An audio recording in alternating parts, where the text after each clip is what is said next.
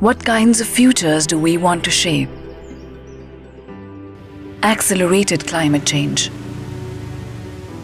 artificial intelligence and biotechnology, increasing exclusion and fragmentation.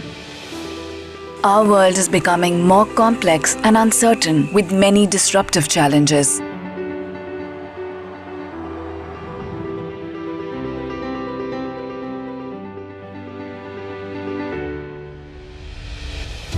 Knowledge and learning are humanity's greatest renewable resources for responding to challenges and inventing alternatives. Yet, education doesn't only respond to a changing world. Education transforms the world. But to create the futures we want, we must rethink education. UNESCO has launched a global initiative to reimagine how knowledge and learning can shape the future of humanity and the planet. We are looking at 2050 and beyond. And we want to partner with you to discuss, debate, and re-envision the ways education enables us to become what we want to become. For ourselves, for each other. Thinking together so we can act together. Join the conversation and let's make the futures we want.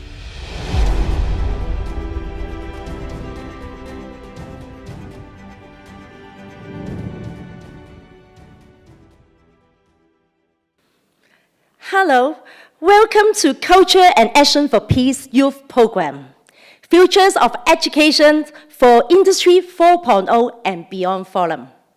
My name is Candy, today's MC. Thanks for UNESCO provide such an inspirational video. As you know, the world is changing so fast. Even our event is postponed 2 times, and right now we move to O2O, online and offline model. Hopefully, we can give all our audience to provide rethink our education in the future. Now, I would like to, before our forum start, I would like to provide some rules.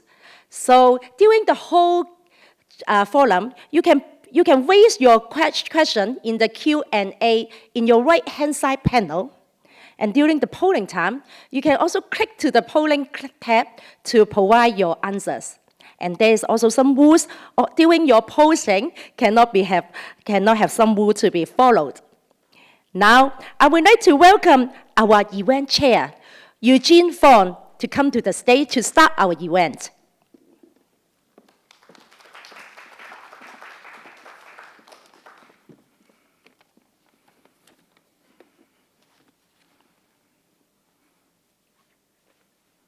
Professor Anthony Cheung, Mr. Peter Kwok, distinguished panelists, my colleagues at UNESCO Hong Kong GPC, viewers on the online BlueJeans platform, ladies and gentlemen, a very good morning to you all, and welcome to the Future of Education Forum, organized by UNESCO Hong Kong GPC.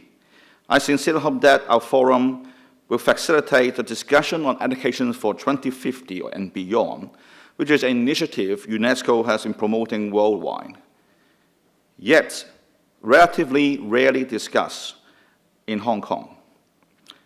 Each of us may have different views on how the future will look like, but we shall definitely have one common future. One thing that we can reasonably project in that future is the technology development that we've witnessed so far will not stop. And how should our education system respond to that? We can be a passive beneficiary or recipient of these new technologies, or we can be more actively become the key of nurturing people who are to survive and succeed in that future world. These are not easy questions to answer. The organizer has put in a lot of efforts today to prepare for today's forum. So we have gathered this morning at the Charles K. Kao Auditorium, Hong Kong Science Park, distinguished speakers and panelists who are experts in their own fields, to try finding a path for how education system in Hong Kong should evolve. And I must thank all the speakers and panelists for the support and the sharing of the insights. The forum has been much affected by the COVID-19 pandemic, as mentioned by our MC, for we have to reschedule it from February to June, change it to online, and one of our moderators and one of our panelists are in fact not able to be with us today, as they're locked down in their respective countries. So they'll be connecting with us remotely. 10, 20, 30 years ago, if we have known that pandemic would somehow become a part of our life, what we have learned at school then, I believe, would be how we should deal with social distancing, how we should deal with living in isolation.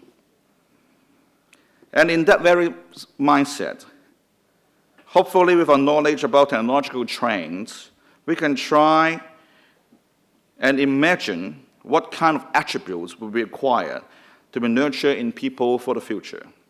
And last but not least, I must thank all sponsors, our strategic partners, including JCI, Hong Kong, and Hong Kong Science Park, our supporting organizations, our OC team, our voluntary helpers. For without your support, this forum will only remain the most distant dream. And I wish you all a most fruitful and enjoyable Futures of Education forum today. Thank you.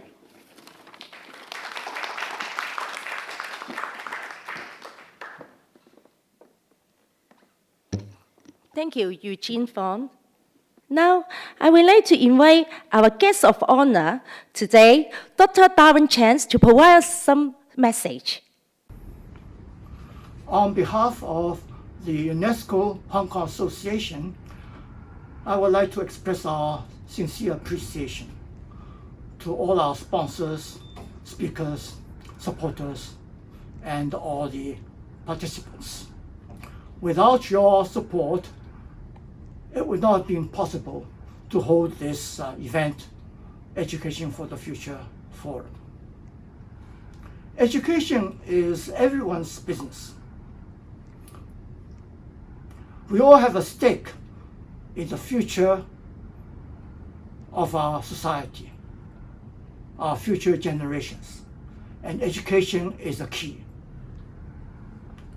UNESCO has been looking at various global issues, and one major issue it had identified last year was the future of education. So they launched a worldwide initiative to bring attention to this important issue. In Hong Kong, we feel we should certainly participate in this important initiative and decided to hold a forum to echo the development in this area. In May this year, we launched a survey to assess the community's views and insights on education, on the future of education. And we hope to generate and collect many good ideas so that we can present them for consideration by UNESCO in its Education for the Future report for 2021. For this survey, we spent a lot of time in designing the questionnaire. It's not an easy task, but we have the support and assistance of many experts in this field. And we are very fortunate in having more than 500 responses. And the results of this survey will be presented at the beginning of this forum. And we'll look forward very much to discussions on these ideas and also on the general situation in education, particularly in the light of the major changes that are happening as a result of COVID-19. Many technological advances in education, particularly education online. So we all hope you have a pleasant and a stimulating experience in this forum. And we all should work together to help build a more sustainable society for our future generations. Thank you, Dr. Darren. Now, I would like to introduce our strategic partner, JCI, message from National President Marek Chen. President Dr. Darwin Chen, Guest of Honor, Professor Anthony Cheung, Keynote Speaker Peter Mok, and also all the distinguished speakers, members and fans, good morning. I'm Marek, National President of JCI Hong Kong. And first of all, congratulations to UNESCO Hong Kong to successfully hold this forum. And thank you very much, and we are very honored to be your strategic partner, to join hands together to promote world peace as well as the SDGs. In the past few months, under the COVID-19, we all face a lot of challenge. No matter in business, no matter you have changed your lifestyles. While it may be a good opportunity in the other hand, because we do more about internet, do more about digital marketing, do more about AI. That means we are doing something that we are not thinking before. While today, we are very good, this is good platform and opportunities to gather many experts here to discuss the future of education. Well, I would like to share a story in Hong Kong, especially in JCI Hong Kong. We have launched a new project, SDG Pioneer, in the early beginnings of this year. As you know, JCI is an international network with over 110 countries and cities in the world. Well, we have recruited 107 members in the Asia Pacific to join hands together to promote the SDGs. We have 70 groups of SDGs pioneers to build up new ideas on SDGs, to learn about each other's backgrounds, professionals, as well as to promote the SDGs and also world peace. Well, I know that members from these platforms enjoyed and also learned a lot. That means we can connect all peoples together to learn things as well as to build up a synergies to do more better. Now, these forums with the aims to discuss new ideas, how we connect each other, how to make use of technologies. It is a good opportunity for us. So we expect that we have a good output, and also how we can join hands together to make our communities better and also our next generations of education better. We look forward to have new ideas coming today and join hands together. Thank you very much. Thank you very much. Thank you. Thank you, Marek. Now, I would like to invite today's guest of honor and keynote speaker, Professor Anthony Cheung, GPS JP. Thank you, Anthony.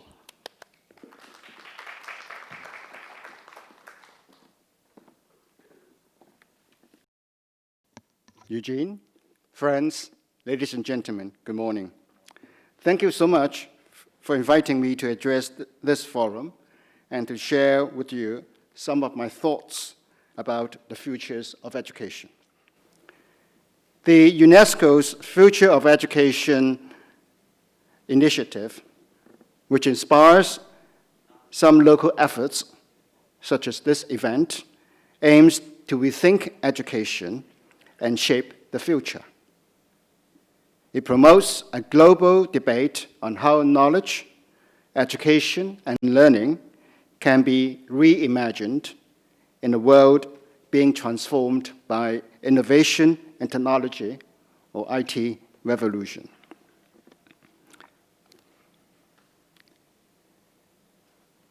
Let me begin with the problems of conventional education many of us are familiar with. I'm sure many of us are familiar with this slide as well. Albert Einstein, whom nobody might dispute is a genius, once said, Everybody is a genius.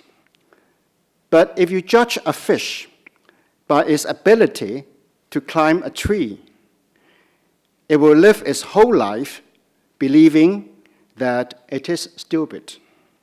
And by the way, Einstein's talent might not have been recognized had he lived in the present academic world of matrix measurement. The issue lies in what is being measured and what kinds of qualities are being treasured in determining who is a talent and who a laggard. Our school system has long been blamed by parents to suffocate the minds of their children, even though some parents continue to put pressure on their kids through extra tuition classes, plus lessons in music, ballet, sports, and whatnot. Our schools should be a happy place for students and making a difference to their future by discovering and recognizing their potential. Nurturing talent requires intellectual space and time. Yet, generation and generation of teachers have eventually got sucked into a system and a wider social mindset that put grades before learning experience. The school has been killing creativity, some allege. Instead of nurturing curiosity, it has emphasized conformity. Instead of helping students to ask why, it seems to be expecting them to take "it simply is" for an answer. Some critics fault our education system for encouraging memorization skills, not intelligence. The school is not preparing our children for their future. They are so overloaded by the curriculum and examination-oriented learning. Liberal studies was originally supposed to enable our students to develop critical and analytical thinking. Yet, learning in this subject in some Hong Kong schools has often become putting together opposing views on current affairs or other subjects taken from commentaries, newspaper reports, rather than broadening and deepening their minds through a journey into history, philosophy, and cultural diversity. Criticism is thought to be the same as critical. But I'm sympathetic with our teachers. How can they teach real liberal studies as a gradable, compulsory subject within a mass examination context without resorting to heuristic routes? Those of our young generation who cannot adjust to the pre-existing mode of study would fall behind and become doomed without realizing that they may be capable of some alternative talent. Even for those who seem to excel within the system, they may not necessarily have their minds fully liberated. As a realist, I'm not advocating creativity out of a vacuum or ideal, or denigrating traditional learning. After all, Oriental pedagogy does appreciate the merit of rote learning at an early stage of a child. Also, the economic and human resources purposes of education cannot be discarded entirely. In the real world of social history, education has always been a process of knowledge transfer, socialization, stratification, and skills reproduction. The world today does not start from ground zero. There exist diverse interests and aspirations, values and visions, conflict and exchange, and even pride and prejudice. One has to settle for a balance. So my question is this: have we, as educators and education policymakers and system operators, all tried hard enough to achieve a better balance for the sake of our children and their children? Then comes the new technological and thus industrial change, what people describe as Industrial Revolution 4.0, that is transforming our economy worldwide, jobs, and the kind of skills and knowledge necessary for this generation and the generation of the future as we know it. It is further transforming our society and how people live, think, behave, interact, and aspire. New concepts have entered the popular vocabulary. For those linking Industrial Revolution 4.0 to education, hence the notion of Education 4.0, new technologies like the Internet of Things, IoT, big data, and artificial intelligence, AI, are impacting major industries and, in turn, career opportunities for the young generation. To cope with such impact, so the logic goes, there is much to learn and so much to de-learn. We have to reorient how to aspire and understand knowledge.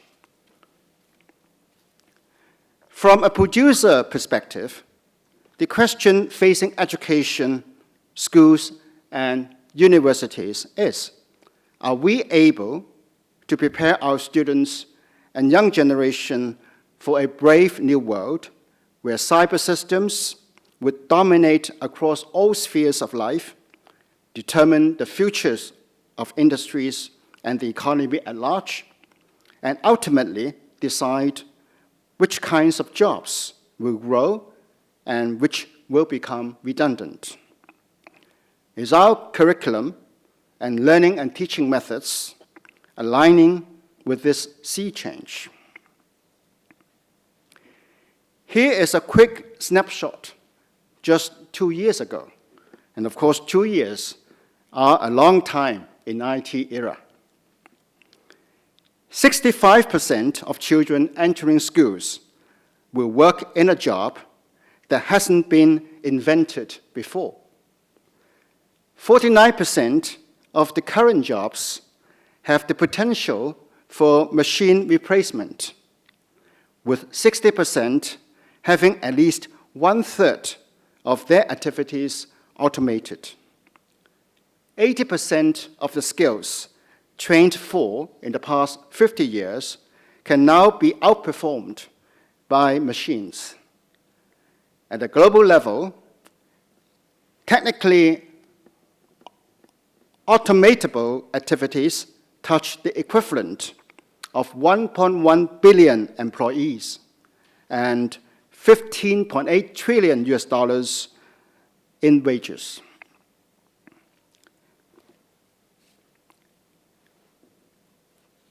Global connectivity, smart devices, and instantaneous media are fundamentally reshaping the way we think about information, learning, and the futures of work.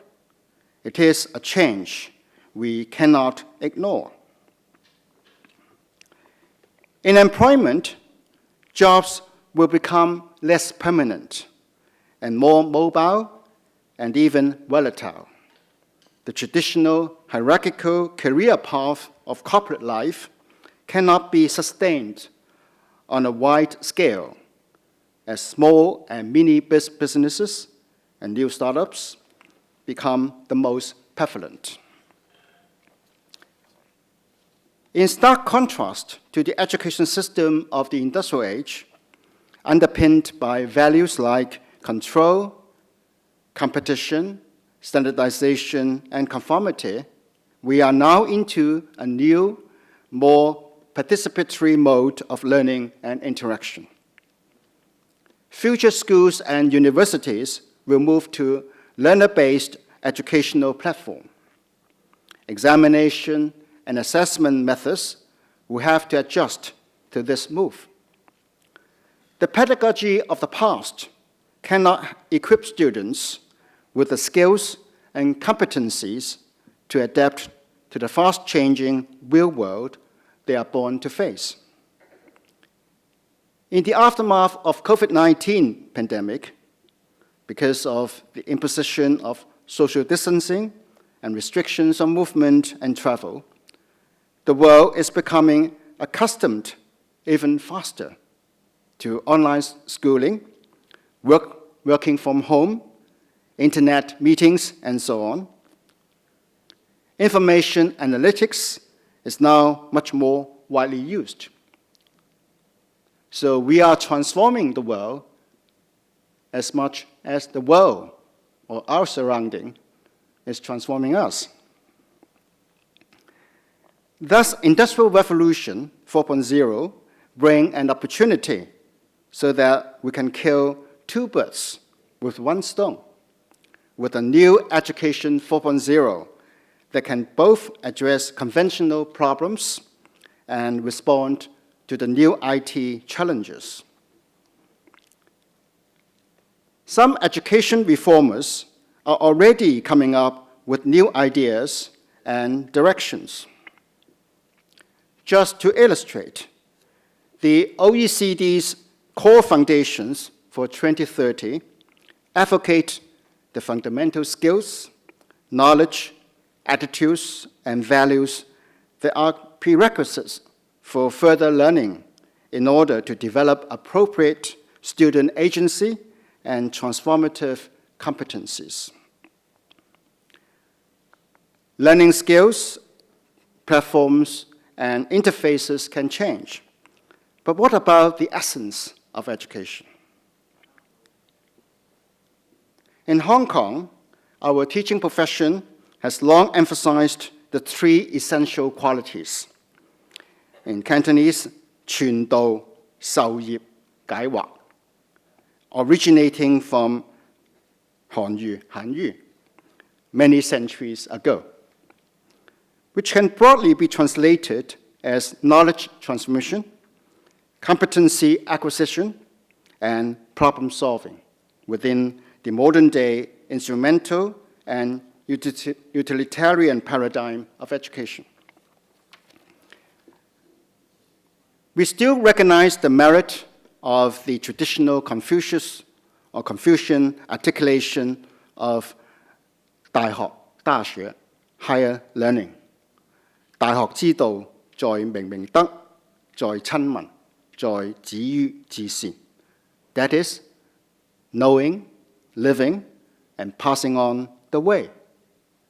The essence of our humanistic culture, values, and civilization.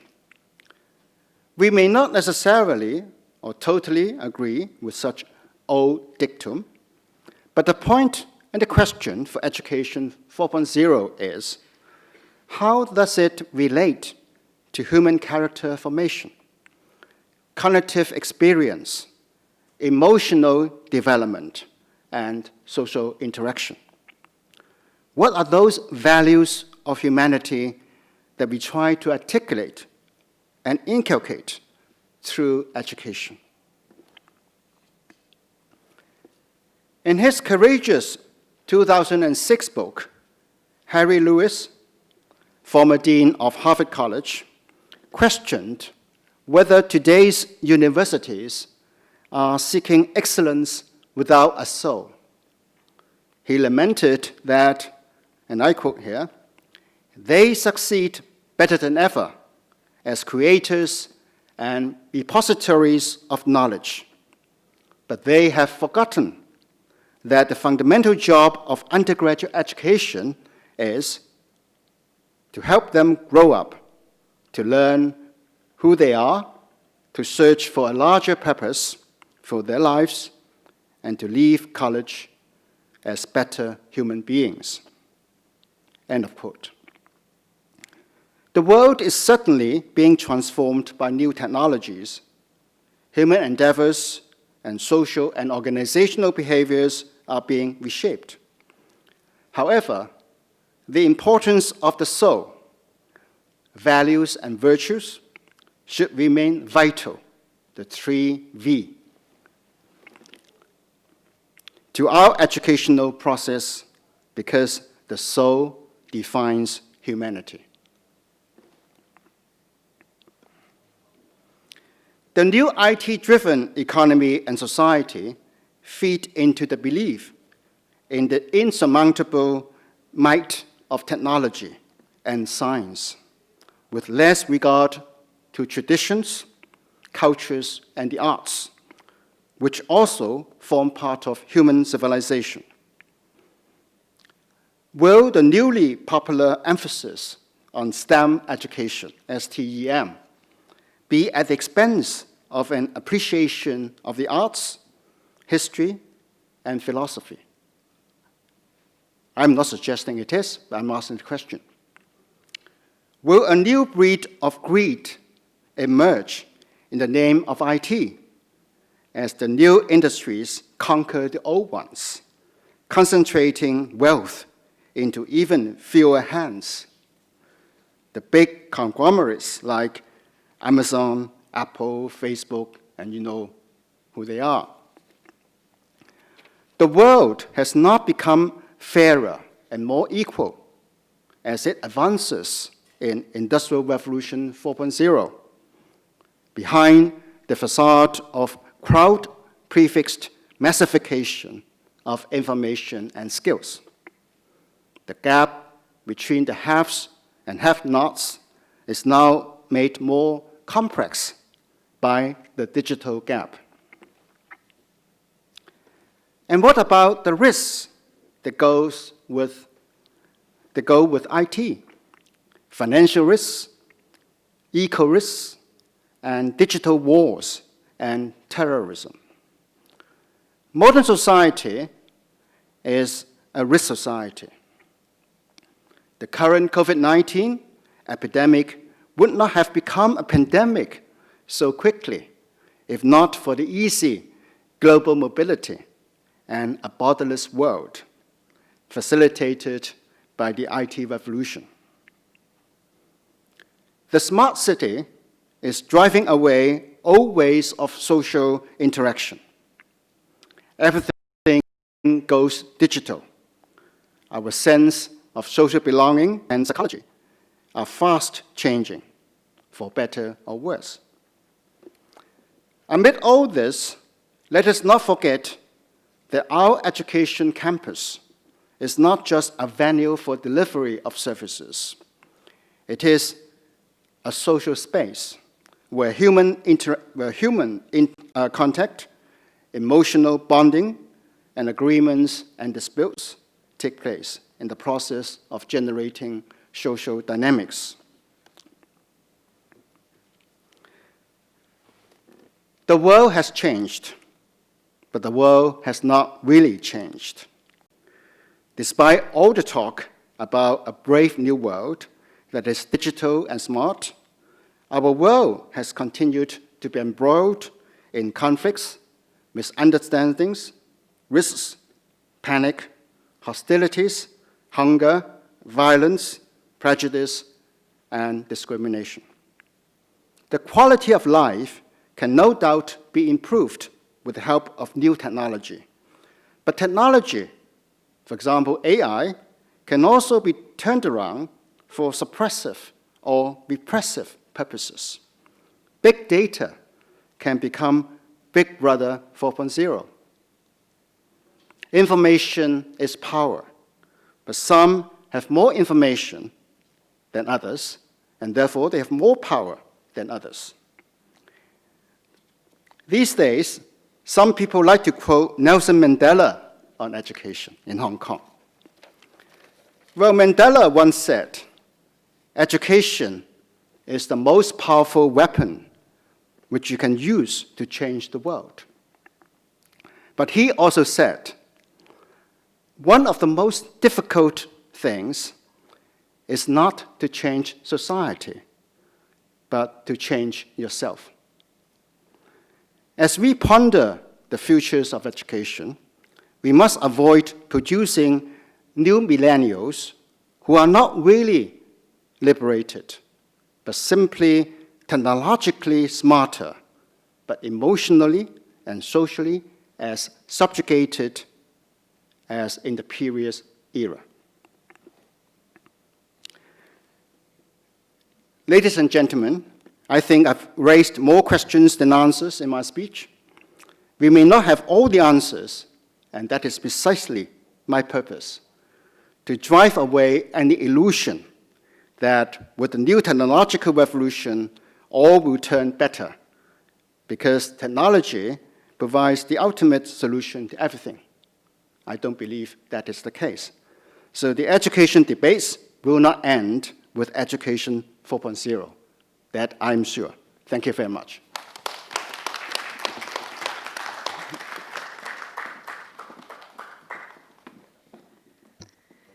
Thank you, Professor Anthony. Give us such an inspiration speech. Now, I would like to invite our officiation guest and keynote speaker, Mr. Peter Mock from Science Park. Mr.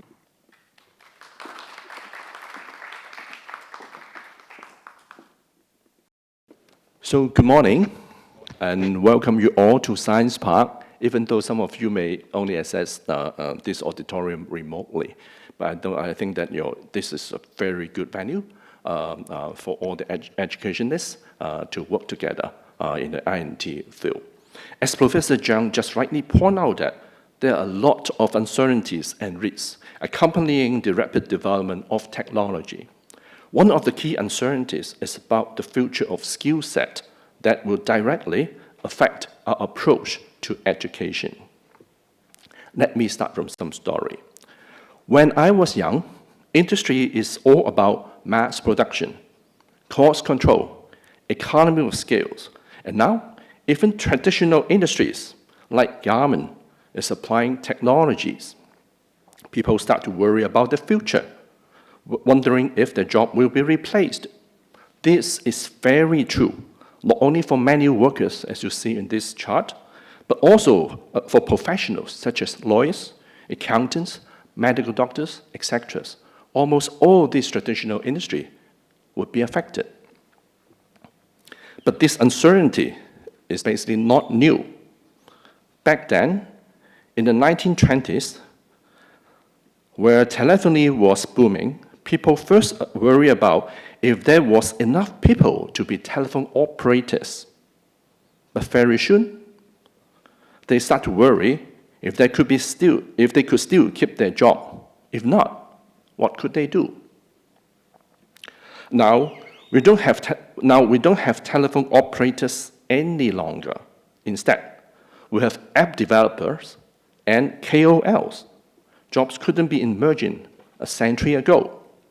You see these operators, right? Now, no more. Replacing by KOLs, app developers, and many jobs that I never heard of.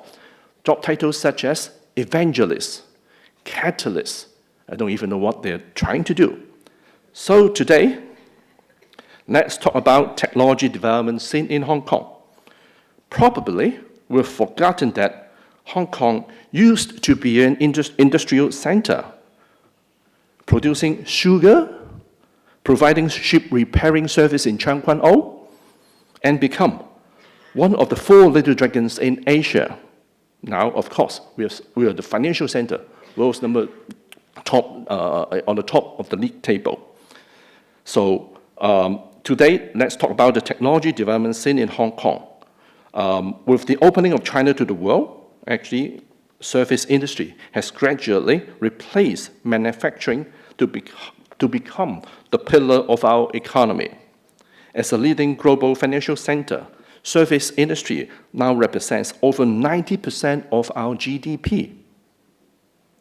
Is this present position sustainable in the long run? I don't know, hopefully so. But we witness that most, if not all, of our competitors, like New York, London, Tokyo, they're diversifying into innovation and technology very aggressively. We believe that we shall face this challenge and work aggressively in innovation and technology development to ensure that we are competitive. But in terms of innovation technology, where are we? Do you believe that Hong Kong is an I&T hub? Let's see the scorecards. According to the Global Innovation Index by Cornell University, Hong Kong ranks 13 in the world in 2019, gradually improving from nowhere 5 years ago. And in terms of geographic competitiveness, Asia is in the middle after North America and Europe. But within Asia, we are slightly behind Singapore and South Korea, and followed by China. And hopefully, in the coming future, we could be in the top in Asia at least. In terms of, to build a competitive I&T ecosystem, we need to align the interests of different stakeholders.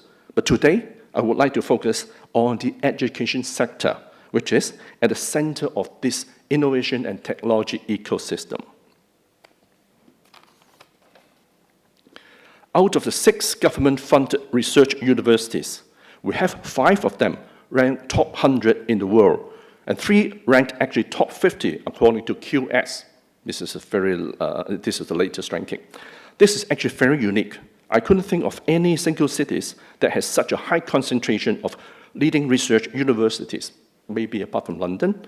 Furthermore, our technology research capabilities are also at the forefront, as you can see on the left-hand side of this chart. The ranking of our computer science school, our engineering school, our medical school, are actually on the top of the league. This is important. And I remember vividly in probably 2018, every year the New England Medical Journal will try to pick top 10 most influential medical articles or journals from around the world. And in that year, 2018, out of these 10 articles or journals, 2 are from the Chinese University of Hong Kong. These 2 professors together operate 4 companies at Science Park. So we don't really just have basic research, but also the ability to commercialize technologies. And apart from universities, we have 5 government-funded research institutes. Together, we form a very strong R&D base. However, the key to innovation technology is the process of commercialization. In the past 2-3 decades, actually, we understand that government has put a lot of resources into the universities. And I think the core KPI is to get the ranking up. As in the previous chart, yes, the ranking go up, and what's next? So for us, the important thing is commercialization.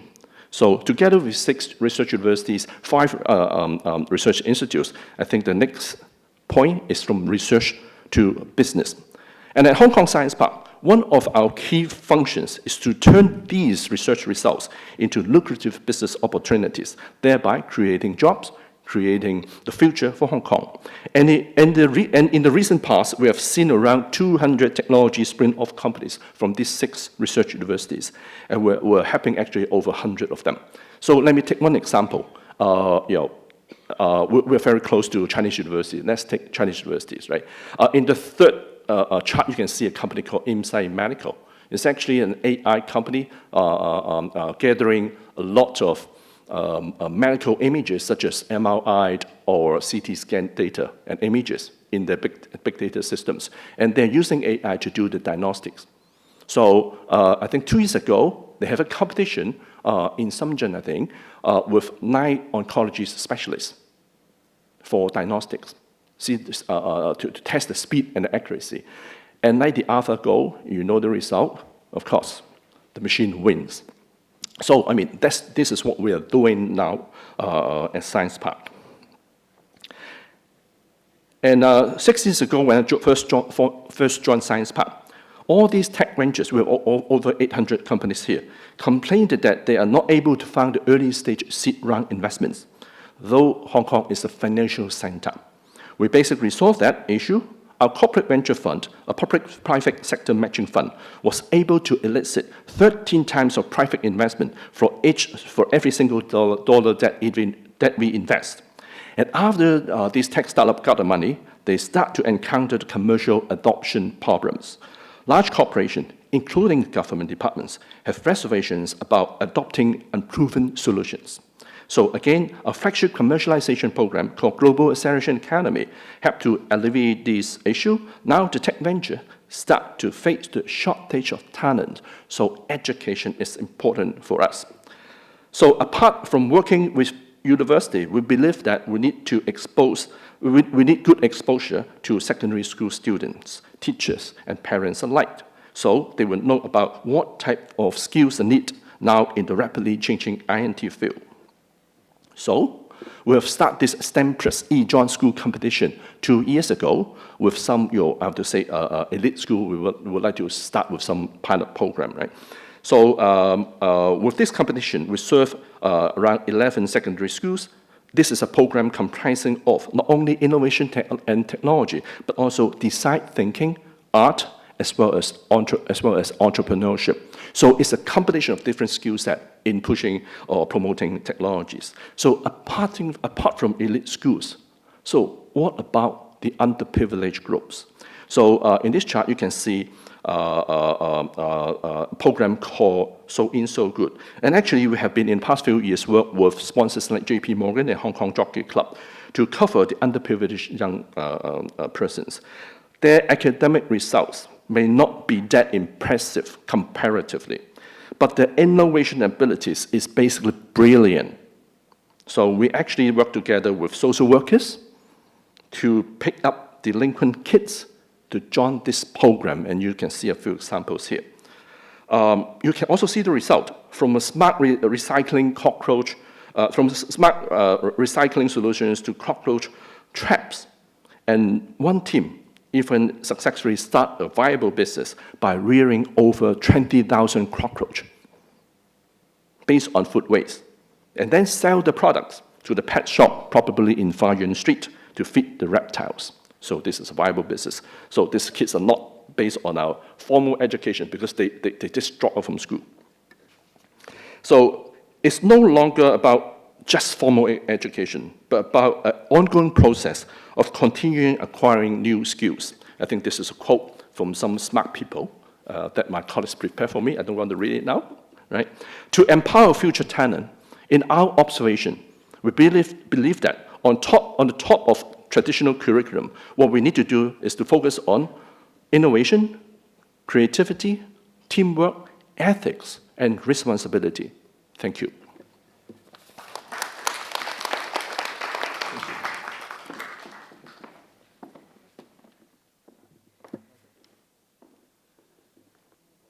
Thank you, Peter Mott, provided such an inspiration speech. Now, before this forum, we have a pre-forum survey. Now, we would like to invite Dr. Vincent Lee to provide the pre-forum survey result.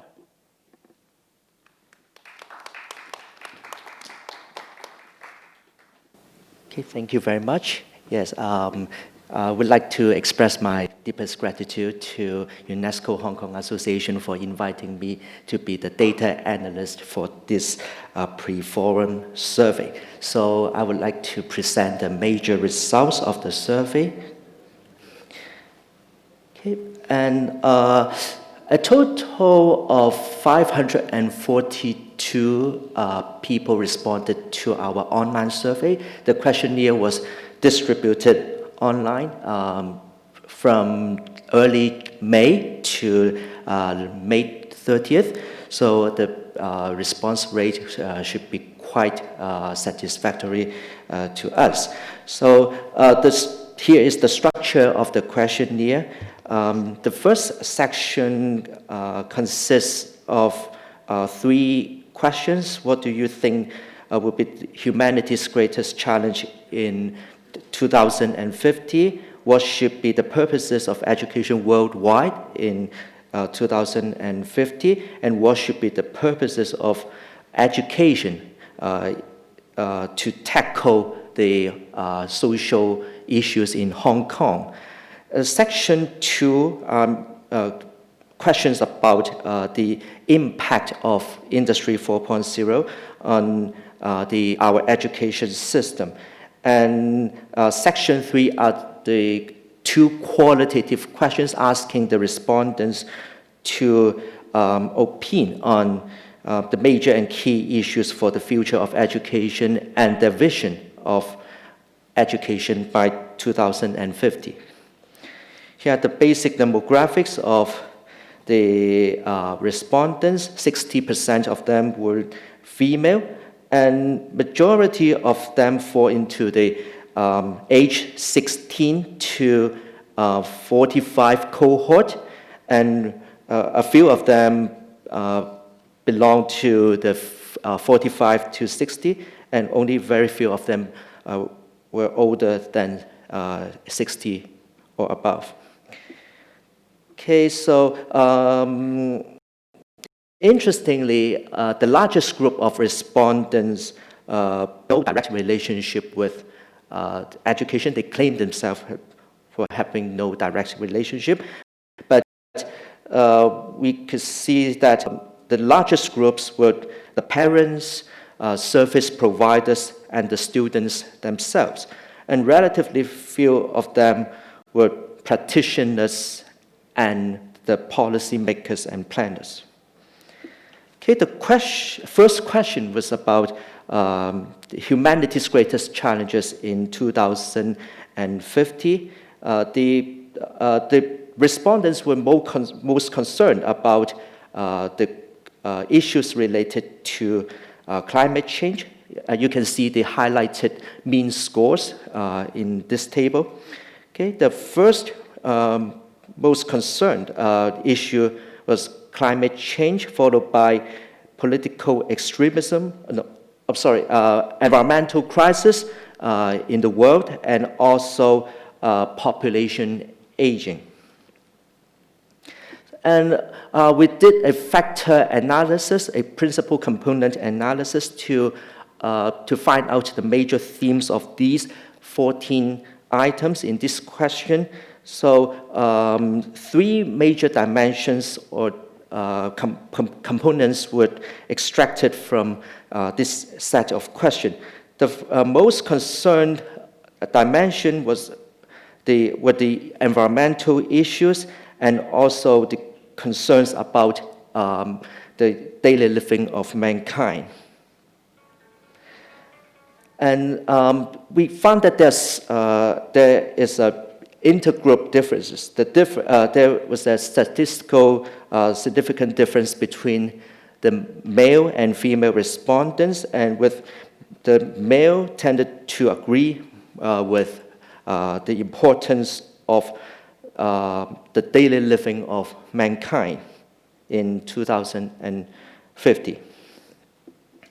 For the purposes of education worldwide in 2050, the respondents thought that the most concerned issue is world peace, followed by the students' willingness and ability in continuous learning. They could learn continuously, and also their ability in scientific innovation.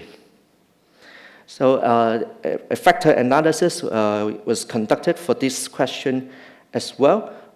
We could see that there was not a significant difference between the dimension of social well-being and social justice. Okay, so we have extracted 2 factors, 2 major dimensions for this set of questions. But we found that the male tended to be more concerned about social justice than female respondents, and the younger respondents were more concerned about the importance of the social well-being issues in the world by looking at the results of the t-test and the ANOVA. Okay, the third question was asking the respondents to indicate, to rate their concerns about the purposes of education for tackling the social issues in Hong Kong. The primary concern for them was the social cohesion and atmosphere, probably because of the social atmosphere and the social unrest in the past year. So the respondents were very concerned about this. And also Hong Kong's relationship with the world, the global nature and character of Hong Kong, and the environmental protection issues. So here are the results of the factor analysis. We have extracted 3 major components from this set of questions. The most concerned dimension were the issues related to economic and social well-being, followed by the ideological values, for example, the legal system, Hong Kong's legal system, constitutional development, etc. And the younger respondents tended to be more concerned about the ideological values than the older respondents. This is the pattern of the intergroup analysis. So as for the aspects of education most affected by Industry 4.0, the respondents thought that the teaching and learning connection, educators and students' connection to the external learning resources, for example, online resources or the resources provided by others in other parts of the world, and the ability of producing new knowledge were the primary concerns that could be mostly affected by Industry 4.0 in the future. And 2 factors were extracted from this set of questions. The most concerned aspect was education development, the operational issues and future prospects of education itself. And they were less concerned about the interpersonal relationships in education. And for the competencies of the students to thrive in the future. So the respondents thought that their flexibility and responsiveness to the future world, the collaboration with others to achieve something, the lifelong learning experiences and digital abilities were the primary issues that should be tackled to facilitate them to thrive in the future. And they were more concerned about the students' personal virtue than their social skills. So there was a significant difference between different age groups in perceiving the importance of social skills in the future, and the older respondents tended to be more concerned about the social skills than the younger respondents. So here the results of the questions in section 3. Here are some qualitative answers provided by the respondents in the questionnaire. So for the major and key issues for the future of education, we have divided the results into 3 categories: personal development and character, social and political environment, and economic factors and technological development. The most common answers were students' creativity and imagination, the development of their critical thinking skills, and their having a sense of contribution to the society. And they thought that education should be free from intervention from any political forces, and students should be nurtured a sense of a strongest understanding of global interconnectivity and Hong Kong's relationship with mainland China, And also the shortage of resources for education should be tackled as well. And for the economic factors and technological development, the use of AI, more cross-disciplinary and creative learning contents should be tackled, and education should not rely too much on technology. So these are the opinions of the respondents. So as for the vision of education in 2050, there are two major dimensions, social and political aspects, three major aspects, okay, and also diversity and multidisciplinary issues and personal needs and development. So here the most common answers were the role of education should be able to resolve these social issues. It should be able to enhance the awareness of things that need to adapt to globalization. They should learn from about diversity in the new environment, and also again critical thinking and soft skills should be nurtured among the students.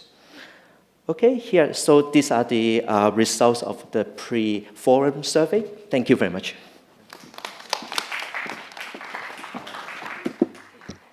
Thank you, Vincent. Share such a good result for our forum.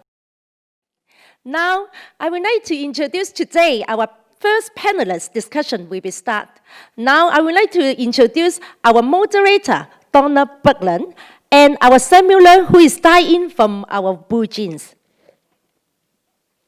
I pass to Donna. Right. If the technology is working, I would like to invite Professor Samuel Leung to start off the context of this panel discussion. Professor Samuel. Hello, Samuel. Hello? Yes, we can hear you. Oh, good morning. Thank you. All right. Good morning, panel speakers, forum viewers, and all participants. Good morning. This education forum supports UNESCO's Futures of Education initiative, targeting 2050. The vision is education that is fit for purpose, and we would like everyone's help to reimagine that future with us. Feel free to contribute. Feel free to contribute your comments online as well as ask questions during the Q&A session. A tangible outcome of this forum will be the sharing of ideas from all participants in a report to UNESCO. Thank you, Professor Samuel. Good morning, everybody again. My name is Donna Buckland from UNESCO Hong Kong, and it's a real privilege to be with you this morning. This morning's panel discussion will be split into two parts. I would first like to thank our very distinguished speakers. We have 7 of them. I'd first like to start off with Dr. Maggie Koong from Victoria Shanghai Academy. Welcome. Professor Simon Shen from Global Learning Offices. Welcome. And Mr. Victor Kwok from our Hong Kong Foundation. Welcome. On my left-hand side, I'd like to welcome Mr. Arnett Edwards from United World College. Mr. Dennis Shi from Mojodomo. And last but not least, Mr. Tommy Low from Preface. Welcome. As you can see, we will have 2 sets of panelists, and before I forget, we also have a virtual participation from Thailand, Mr. Spencer Leung. Let's see if we can project him. Spencer. Right. Hello, everyone. Oh, hello, Spencer. Can you all hear us? Yes, we can hear you. Truly global and local.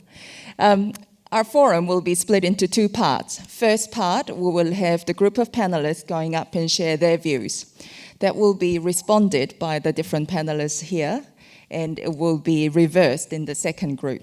So with that, I would like to invite Dr. Maggie Koong to take the stage and share your views on futures of education. Thank you.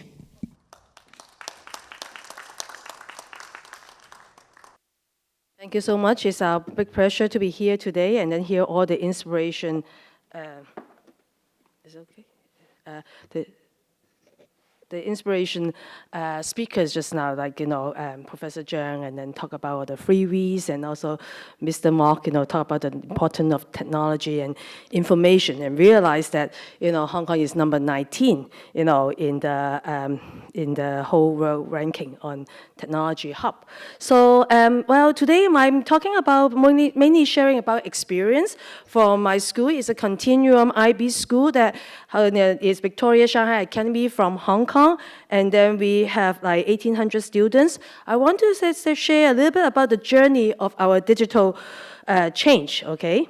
So first of all, I was talking about digital citizenship. When we have the one-to-one Mac and also iPad and things like that, we start looking into the digital citizens. Make sure that, we have, the role that, is not so much ambitious, it's mainly safety, it's mainly make sure that we control them. I remember I'm the person that I think 10 years ago, when my husband told me that, he's blocking Facebook in his company, then I say that, oh, maybe I should blocking Facebook at my school. So from then on, I realized that that's not right, because you cannot, fear of social media. And also I need to know what happened to the students' behavior, or what's going on with them. So I have to get back access to Facebook for my teachers and everyone. So the citizenship part, we talk about respectful, responsible, accountable. This is all want the kids to know that you can access this, but make sure you have all this citizenship, values. But then later on, we are looking into digital leadership then. I think that we cannot avoid them to be not access to social media. I think that how do we make the negative fear, the impact to positive? So I think that we look into the digital leadership. And then I was pretty inspired by Jennifer Casato's book. She is a mother, librarian, literacy coach, IT technology coach. And she talks about, what do we do in terms of digital leadership? We have to inspire people. We have to make sure, to the important voice of the kids that they will be access to, and also make sure they will be, be heard by others. So this is the one that I have. Can you hear it? Sorry. I don't know, there's no voice. It's talk about my interview. Cannot hear it. Anyway, the kid was telling us that, digital citizenship is mainly about the safety issue, but digital leadership is what you have to, what you inspire others, what kind of impact you have to influence others. So how do we transfer to digital leadership? We have something that, first of all, is agency. It's very important. We have to make sure that we create a platform for kids to express themselves. And then also, because of this whole safety issue, we make sure that we have to share the leadership with adult mentor. I'm talking about primary. Here, the example I showed you just now is the year 4 students that we have to interview. So also, we have to be aware of what is published and inform the adults. So what Erin Lee just now, she mentioned that, whatever she wants to post up, to the public and things like that, she makes sure her teachers or her parents approve it and take a look at it. That's what happened to digital leadership. We still need adults to be around there. And then for the benefits, I think that I was interviewing, asking all the parents about, throughout the whole COVID-19, we have almost 100 days no school. They were telling me that, there's a lot of eyes going on. Independent learning, I think there was a lot of individual opinions. When we do the flip grip to talk about why people migrate to Hong Kong, there was all different people talking and sharing of everybody's work. And then it's open up the space and also location. Anywhere, any place, kids are not in Hong Kong, they can still learn. So there was a lot. And also parents told me that, it's actually they understand more the kids' learning. They see the process and they are more closely, I won't say monitor, but closely collaborate with parents, understanding what's going on besides like a knowledge and the skills transfer. So, and then we also, in our school, we also have a unit of inquiry. And this unit of inquiry we have is on digital media. Tell the students that what is the uses of inquiries, how we provoke students to understand, discuss about the belief, and also the beliefs and the values and the virtues of it. So you can see this is a year 4. I mean, the teacher, Mr. Adam Hill, he's a year 4 teacher, and he has a blog with like 1,000 followers. So what he did is like, in the past we did the blog with the C, Think and Wonder. So a lot of people are responding to it. In the iTime, the Genius Hour things like iTime, we have it in our school as well, that we make sure that there was certain time that kids can do their own project.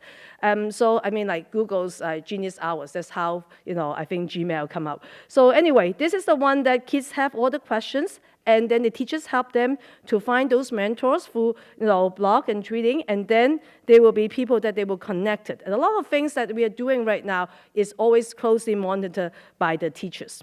And this one is about the digital footprint of our kids when we have the digital media thing. The digital footprint, these kids say that, I know that there's learning time, but I also value the personal time and space I have. So that's why he said that I have the Netflix there, I have the chat, but I use my time more often. And this one is also good. And then this is the one that is talking about with,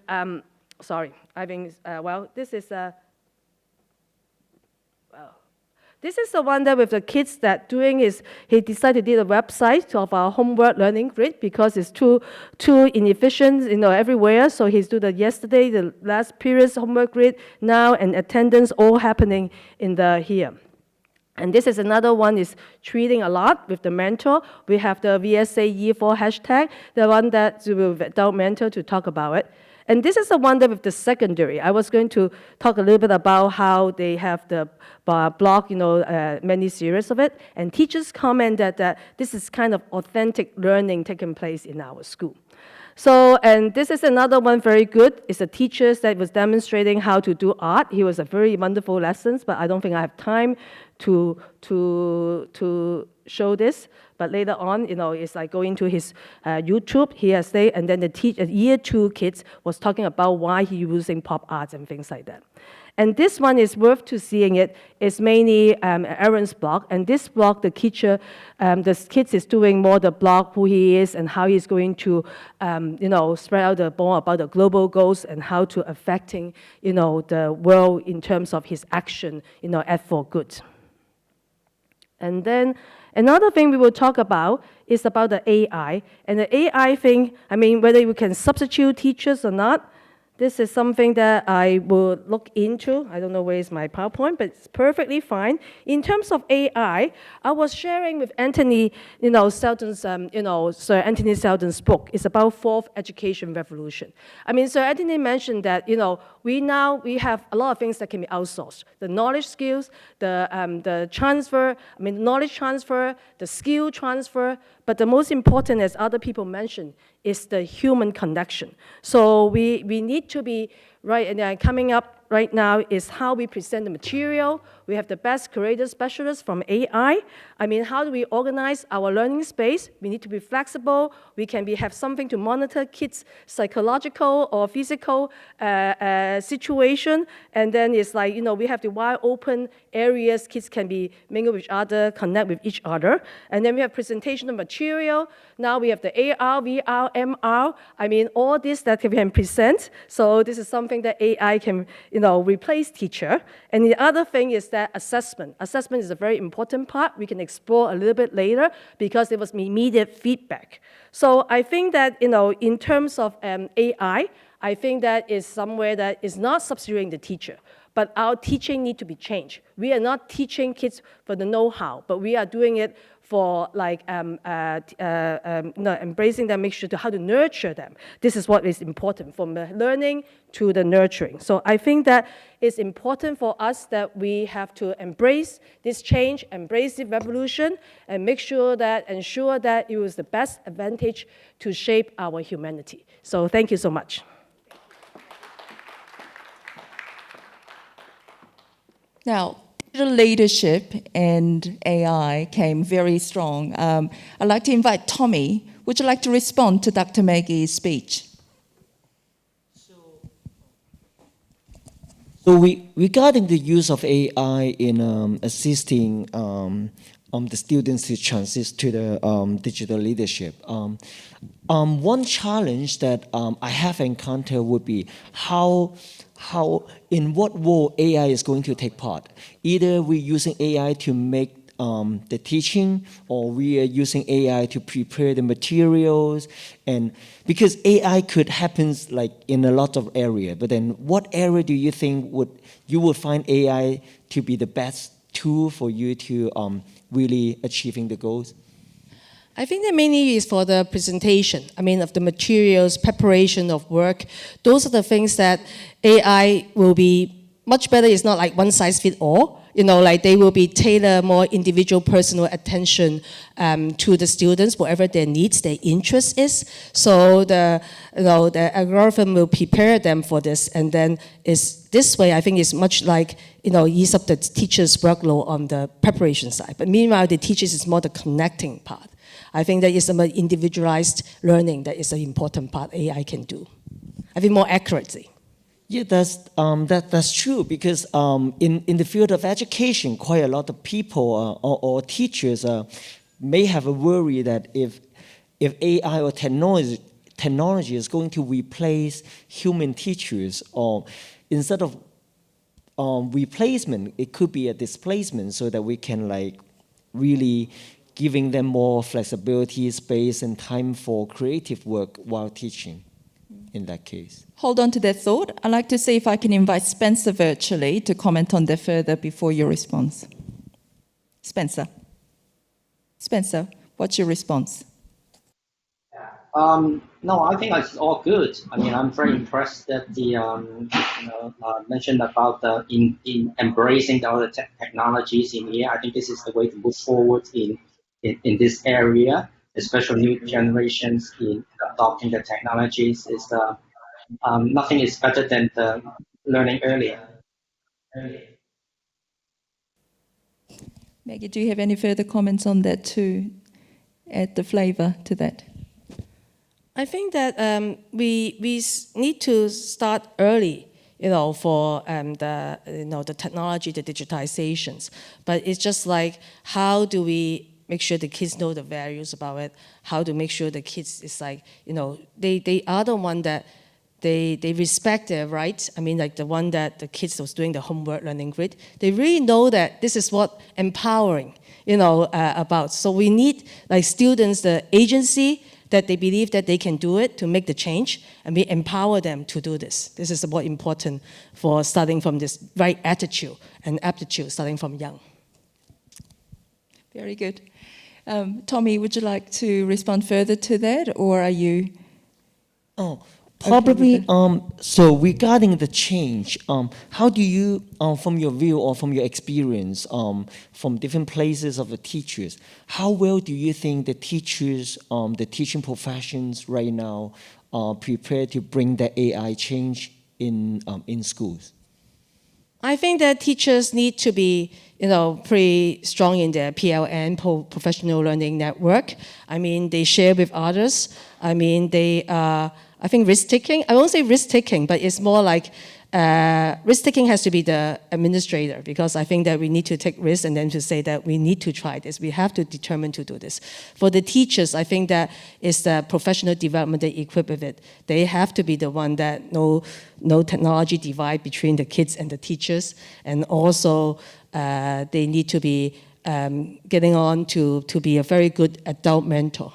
This is something that is important for teachers. I mean, they are the one that connect them with outside people. We don't want kids to be like elementary, primary kids to be connect with outside people. Make sure it's go through the teachers and his PLN, to connect with others. All right, connection. And on that note, I'd like to invite Mr. Victor Kwok to take the stage and share your view on futures of education. Thank you.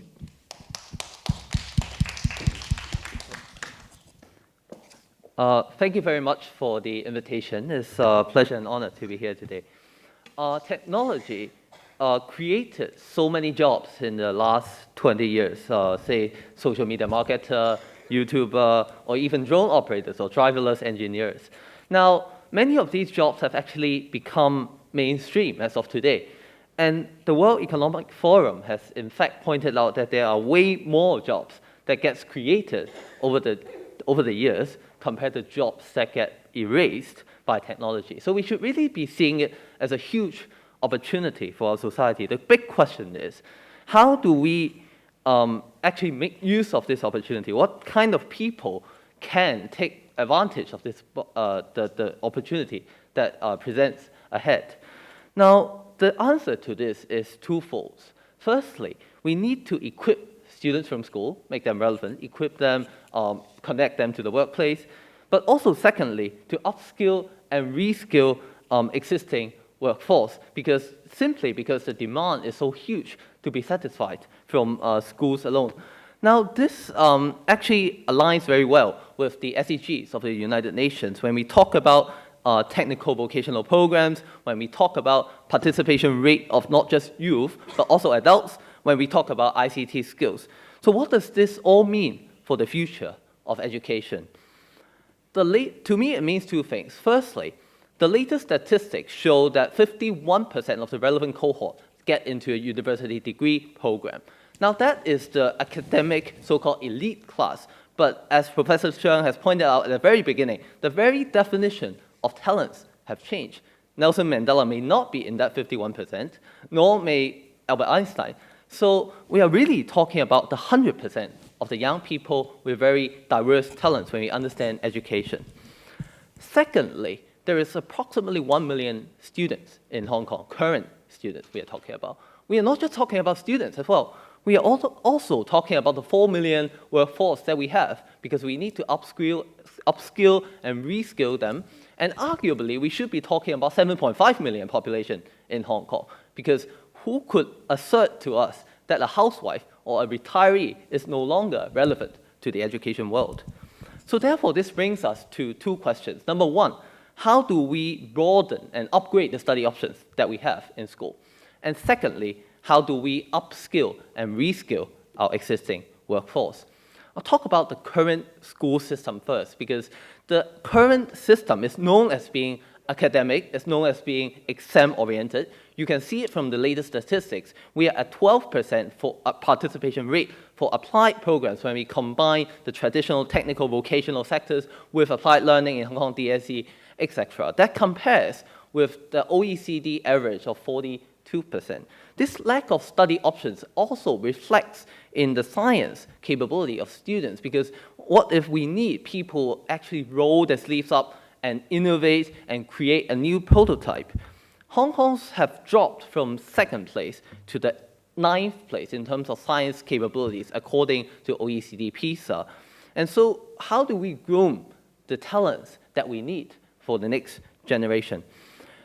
In United States, so Tesla has participated in a partnership with a number of community colleges across the country, in particular one with Nevada, where students benefit from the latest tools, technology, they benefit from the pay, they benefit from direct industry input in the curriculum and assessment process. So this is one example that we really should all be looking at when we talk about industry-school partnerships. The other side of the equation is how teachers can participate in this process, because McKinsey has pointed out that up to 13 hours per week can be saved by teachers with existing, not new technology, but existing technology. How do they make better use of that time? Two case studies I would like to bring up here. One is in South Korea. They have this free learning semester where students take less classes, they have no test assessment, they spend more time on career exploration, guided by teachers. Secondly, in UK, they have this infused programs placing teachers in universities and industries where they would be able to get them exposed to the latest skills and technologies, and actually to bring them back to school for their students. So that's for the school part. What about the other part?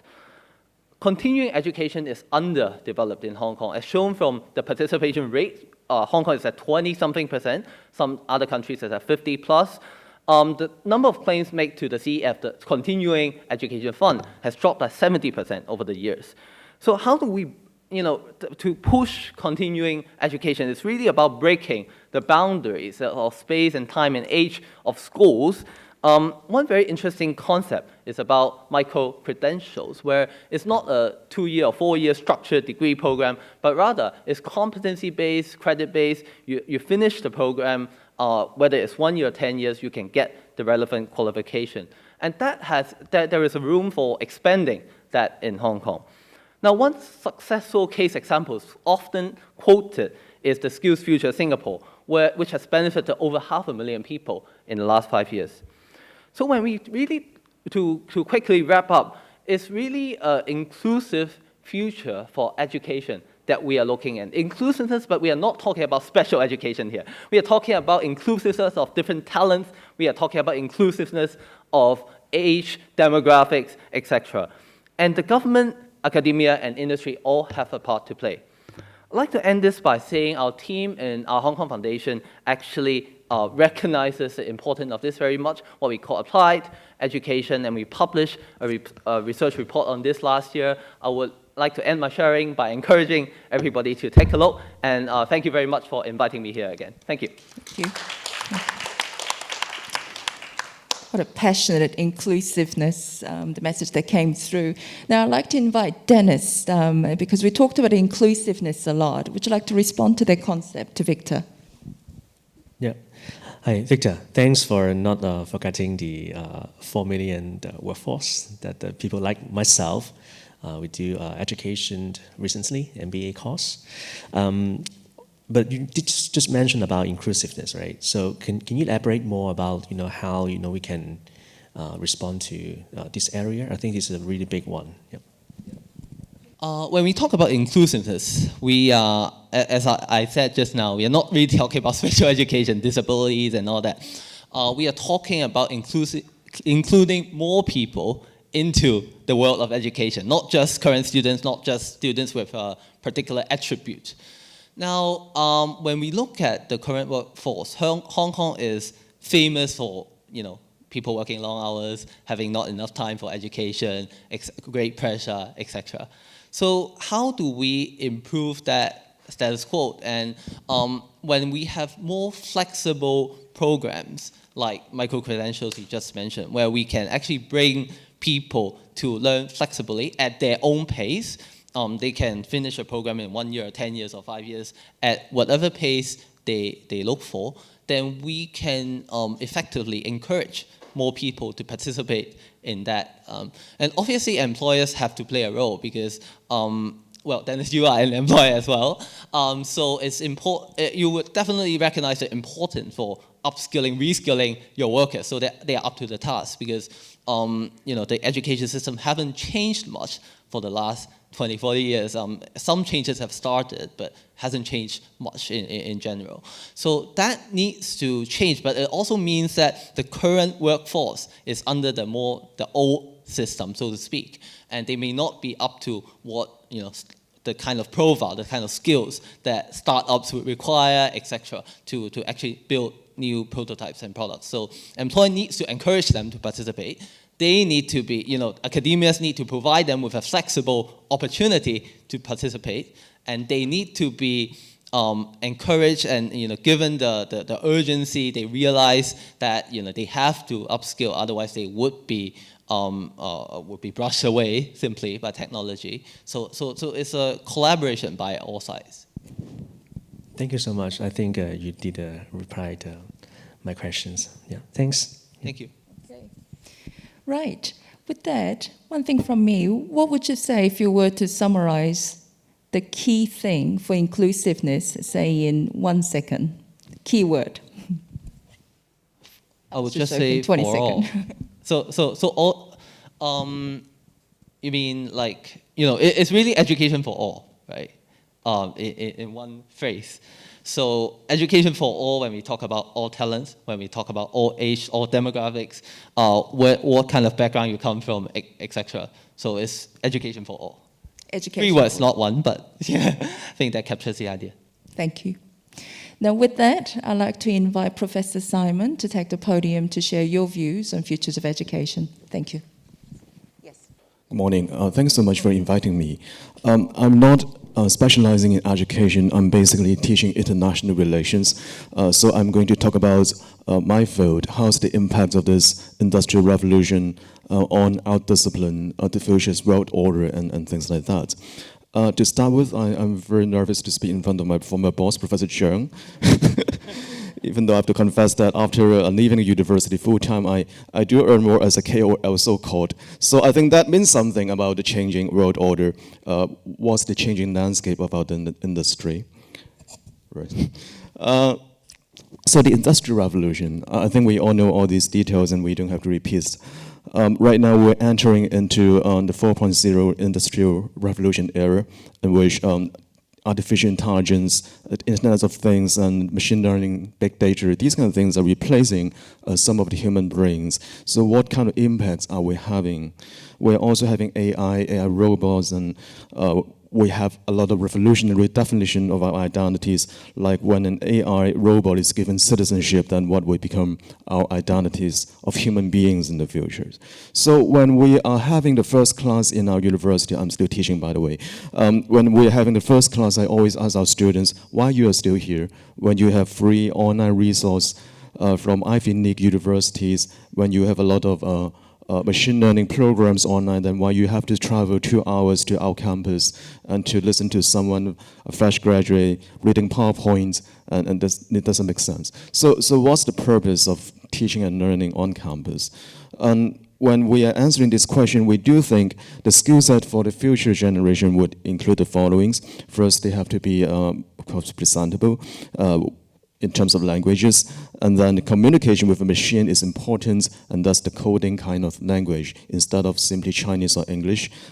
Communication with human would be important, as we know that what kind of jobs are irreplaceable, and there will be things relevant to human nature. Like when I had my first baby, I found that it's extremely expensive to have someone to take care of our babies, and probably it's not replaceable by the machines. Communication with the world, and this is our discipline, international relations, and I always use this example. If you can survive, say, somewhere in the middle of Congo for 1 month without knowing the local language, then you will be able to survive everywhere, and that's the definition of global citizens. Communication with the masses, online or offline, and that's the kind of techniques that we are now being expected to get hold of, like for ourselves, when we are speaking to the masses. In the past, we are very reluctant to speak to the mass, to be frank, as a university professors. But right now, we understand that it's capable to speak to the internet users, the netizens, and the overall public. So that's the skill sets. And finally, communication with the top, the new elites, and the people on average, and that's the kind of general skill set that we're expecting after the completion of the fourth Industrial Revolution. So regarding the classroom, we do have these observation.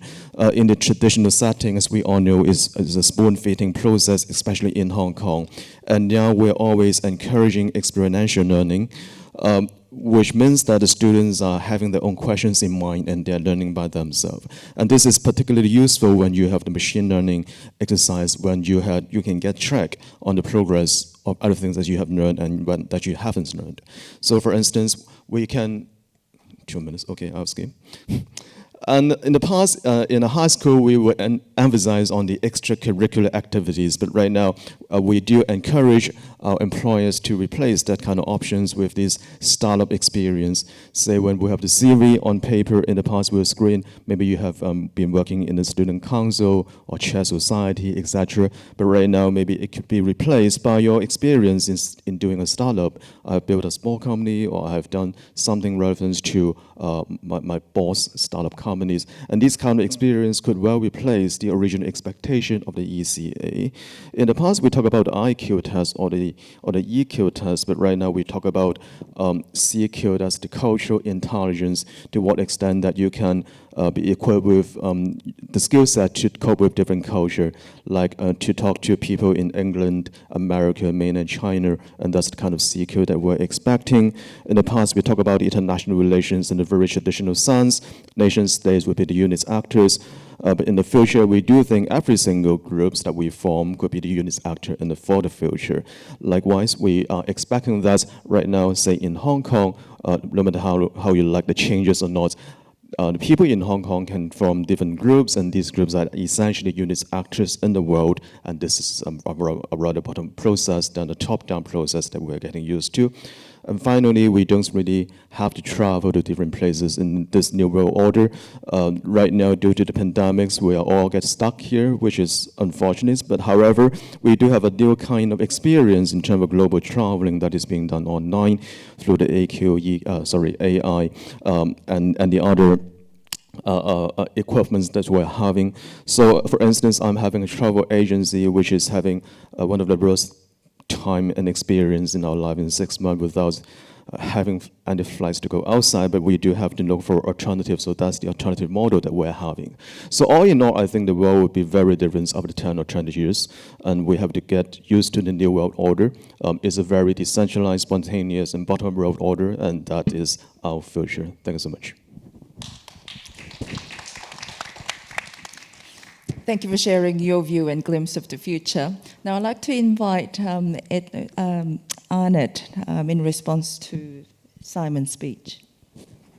I loved your speech. That was great and a lot to think about. I actually did my degree in economic and social history, and it brought back your first part, got me thinking about, as a result of COVID, do you think we're at quite a serious tipping point? Because when you look at the changes over if you like, we're now into 4.0, do you think COVID is going to lead to a big tipping point in terms of that change, particularly in education? Can you see that? Because I think there are tipping points.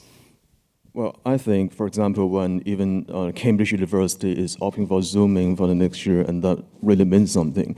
Because right now, in the past, we only assume that online teaching is irreplaceable, but people are getting quite reluctant to embrace these kind of changes. Right now, everyone's doing that.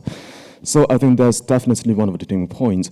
Moreover, I do think people are having some second thoughts on the necessity to go to offline campuses. So what's the point as mentioned at the very beginning? Let's take my kids, for example. I have 2 daughters, 5 years old, 3 years old. Right now, they're Zooming every day.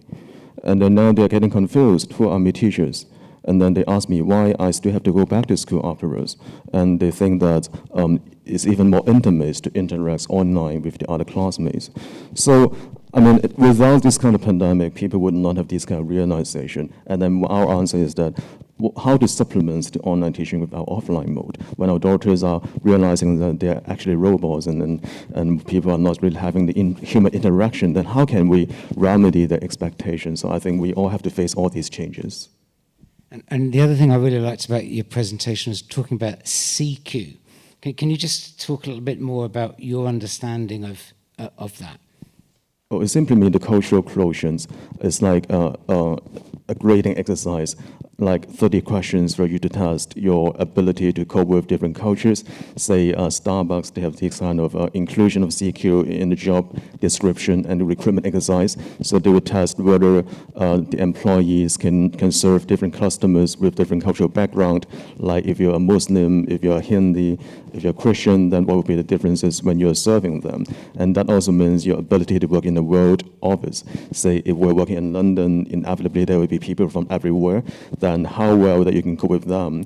In Singapore, I think it's even more popular because they have a multicultural background with ethnic Chinese, Malays, Hindis, and Westerners, and they do have all the opportunities to work in the same office. In Hong Kong, unfortunately, we don't really have this culture. It's rather homogeneous, so we're trying to promote that culture in town here.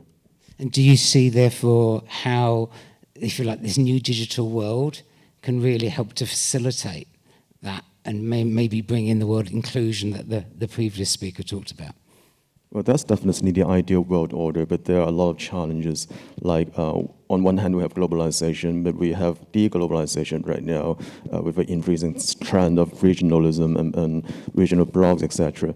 So the CQ things are both social and political. We do have to get rid of the political side and to make sure that the people can still communicate regardless of those kind of beliefs, and that's precisely the challenge here.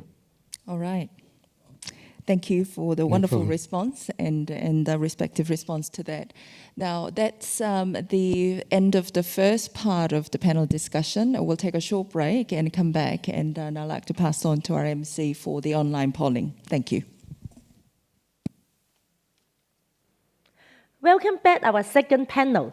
Now I would like to pass to Donna to start our second panel. Thank you, Donna. All right, we're back.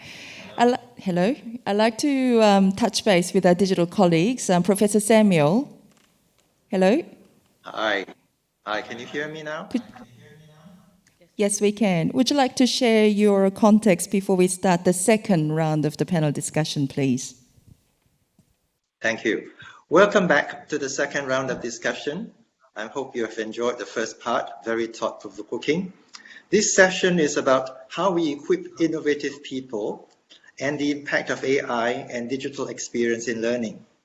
In this panel, we have Mr. Spencer Leong, Rotary Peace Fellow. We also have Mr. Tommy Low, he's the CEO of Preface, Mr. Dennis Shi, CEO of Mojodomo, and Mr. Arnett Edwards, Principal Lipo Chun United World College. Please welcome them.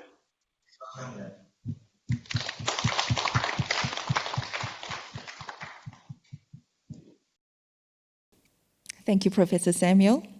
Now, without further ado, I would actually like to invite our virtual colleague in Thailand, Spencer.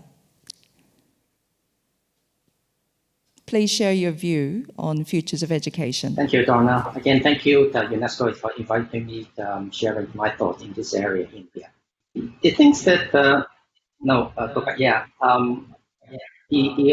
OC's advice kind of like that talked about a few things in here, and this on the three topics in here, and how education prepares the graduates, and how can schools do better, and what about the AI digital experiential learning aspect. To move forward about a very brief discussion of this one, I'd like to share the videos with you all. And I'm not sure that the people in the forums and understand, heard or seen any following the SpaceX program.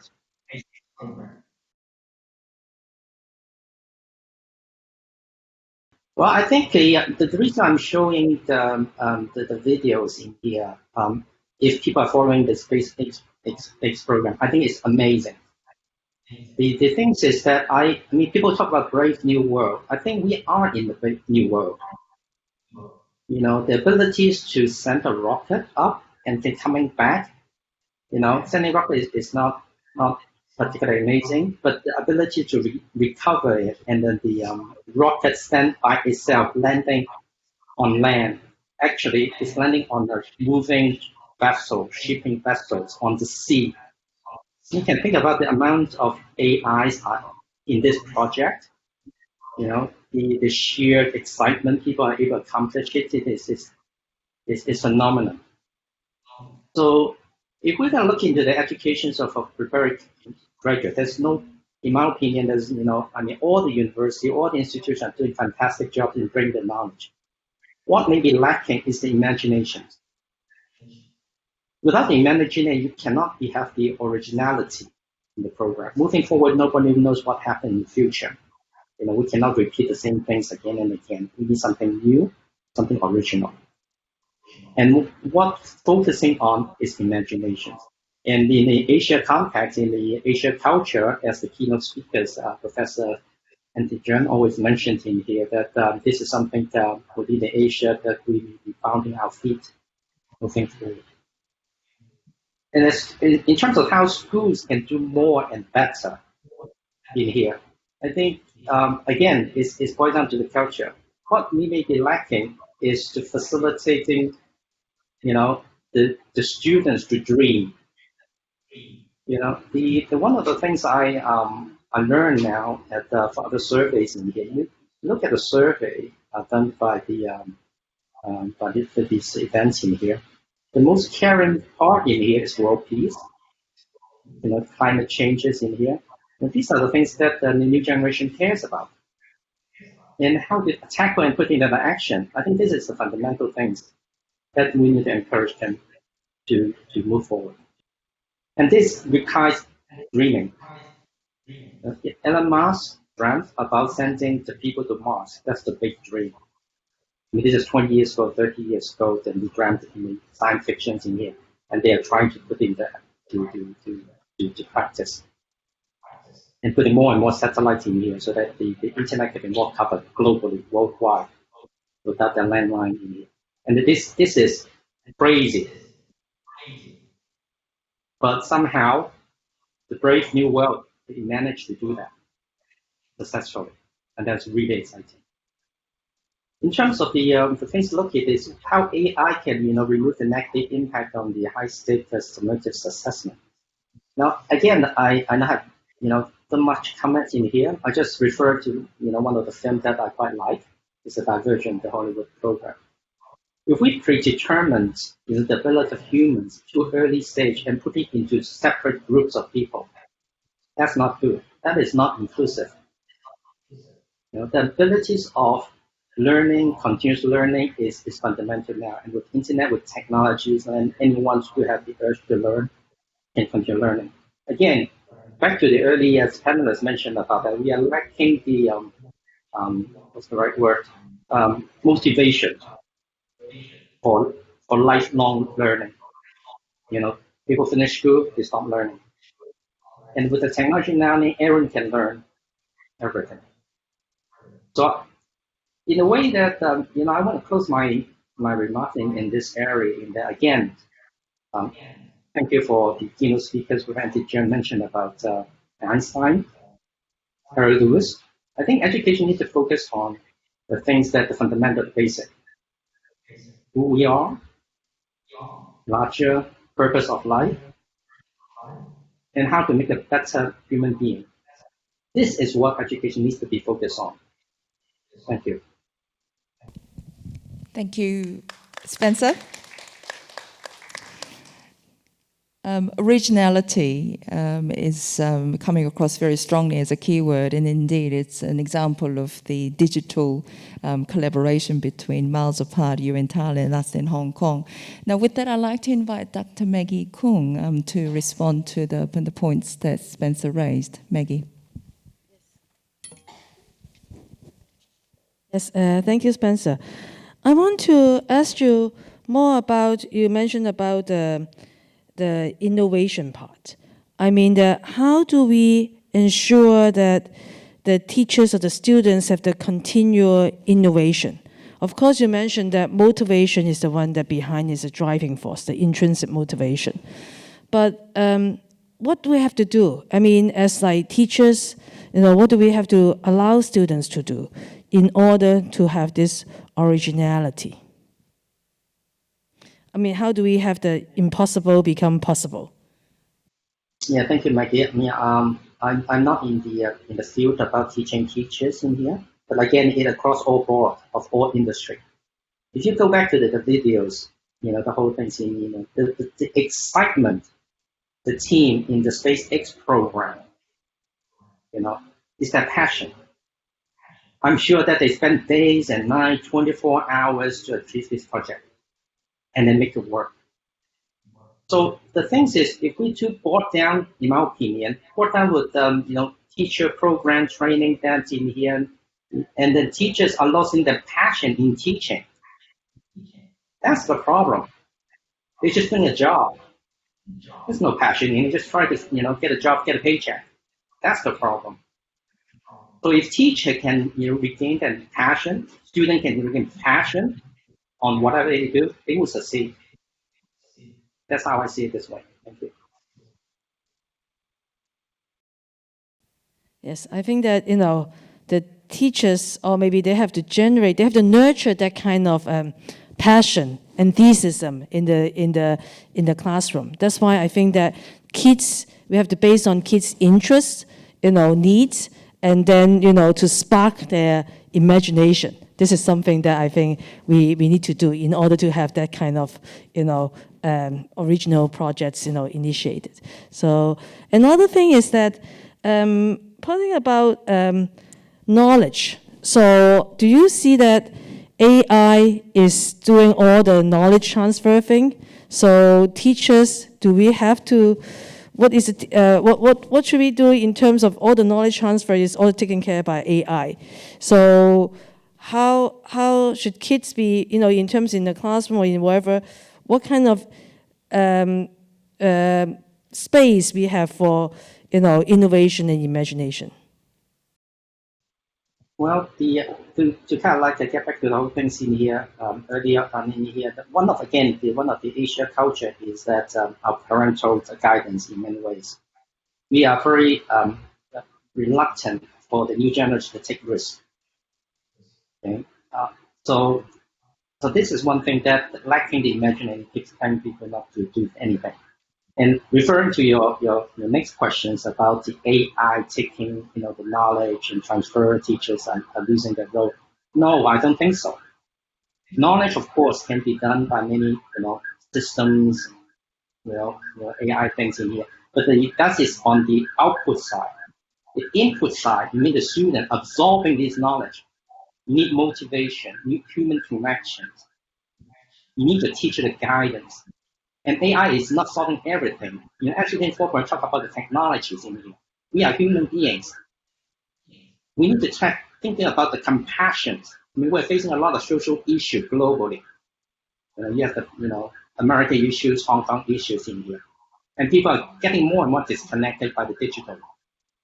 So how do you learn about compassion, peace, world peace, respecting, and resolve conflict in the school environment? This is something AI cannot be done. And this needs teachers and good teachers to take care. Right. Thank you, Spencer. Now, that's probably a good segue to invite Tommy to talk about your view on future of education, especially in AI. Thank you.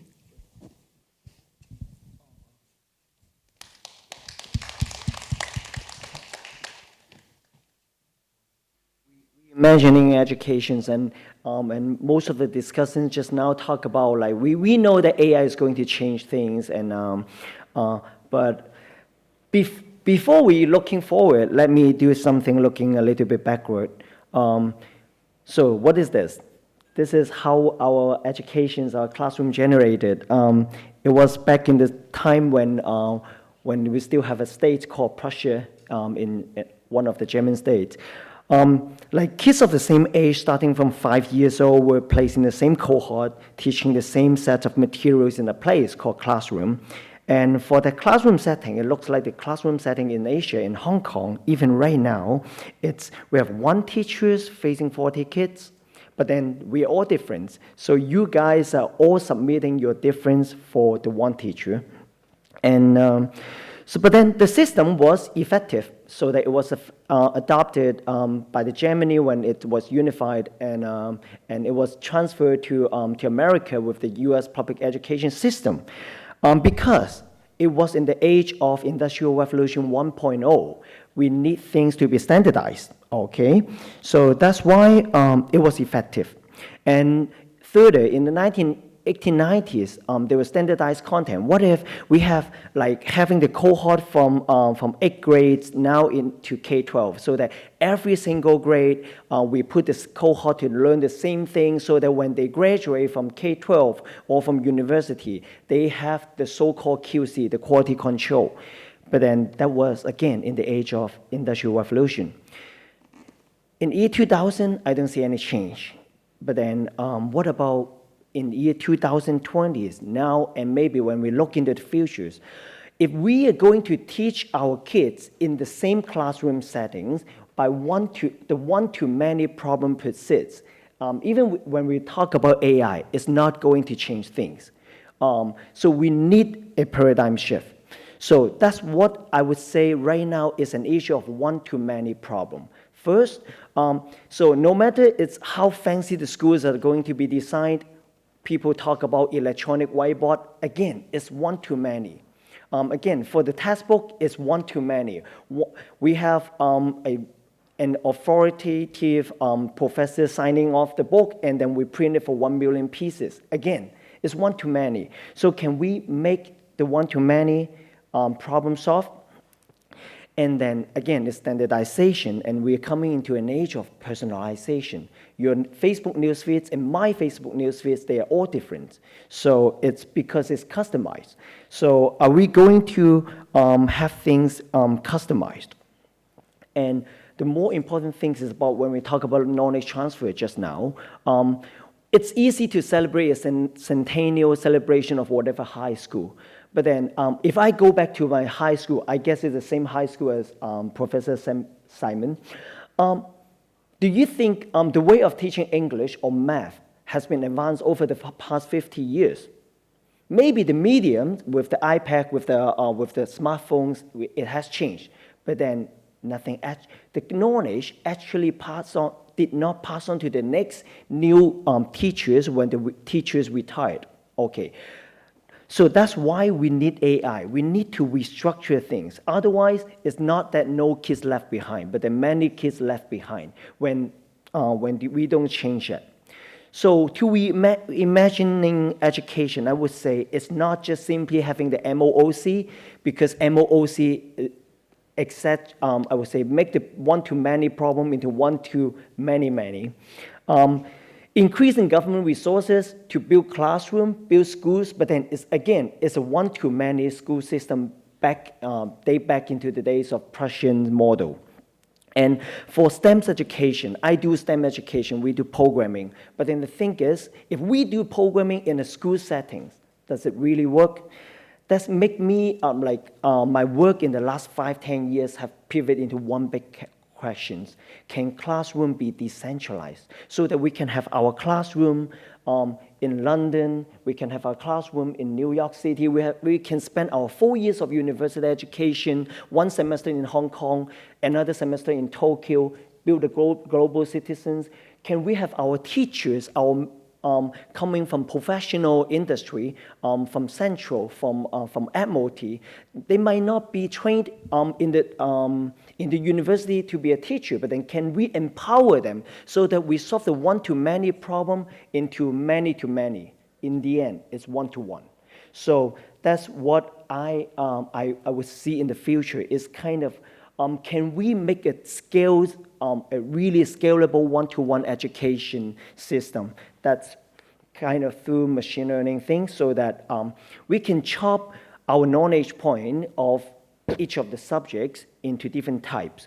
And when we have different types of students, further get on to some other regression so that we can have different method of teaching accordingly to different individuals. And in the end, we will have a customized, tailor-made materials for the kids. Actually, that's what we call deep learning, applying deep learning in education. Let me sum it up with this analogy. I would say, everybody know what it is, right? It's red beans. Okay, when we grab them in the hands, I would say it's like that because it's not living. But then it's kind of like the kids' experiment when we put the red beans onto a moist cotton. When you water them, give them the right temperature, it grows. I would say educators or education in the coming future, we need to adopt this mindset. We want the kids to really grow by giving them the right materials, but not in a greenhouse. We want them to grow like in a forest. So therefore, educators in the future, in 2030, will be more like climate control, ecosystem control, rather than like a really strict control on whatever they have to learn on whatever cohort in a classroom. So that's what we see in the future of education. Thank you for sharing that. Now, I'll just see once more time, especially with the such a future-focused topic. Professor Samuel, you're with us still, hello? Can you hear me? Yes. Hello? Yes. Thank you, Tommy. Yes, I can hear you. I think you have brought up a very important point about MOOC and STEM.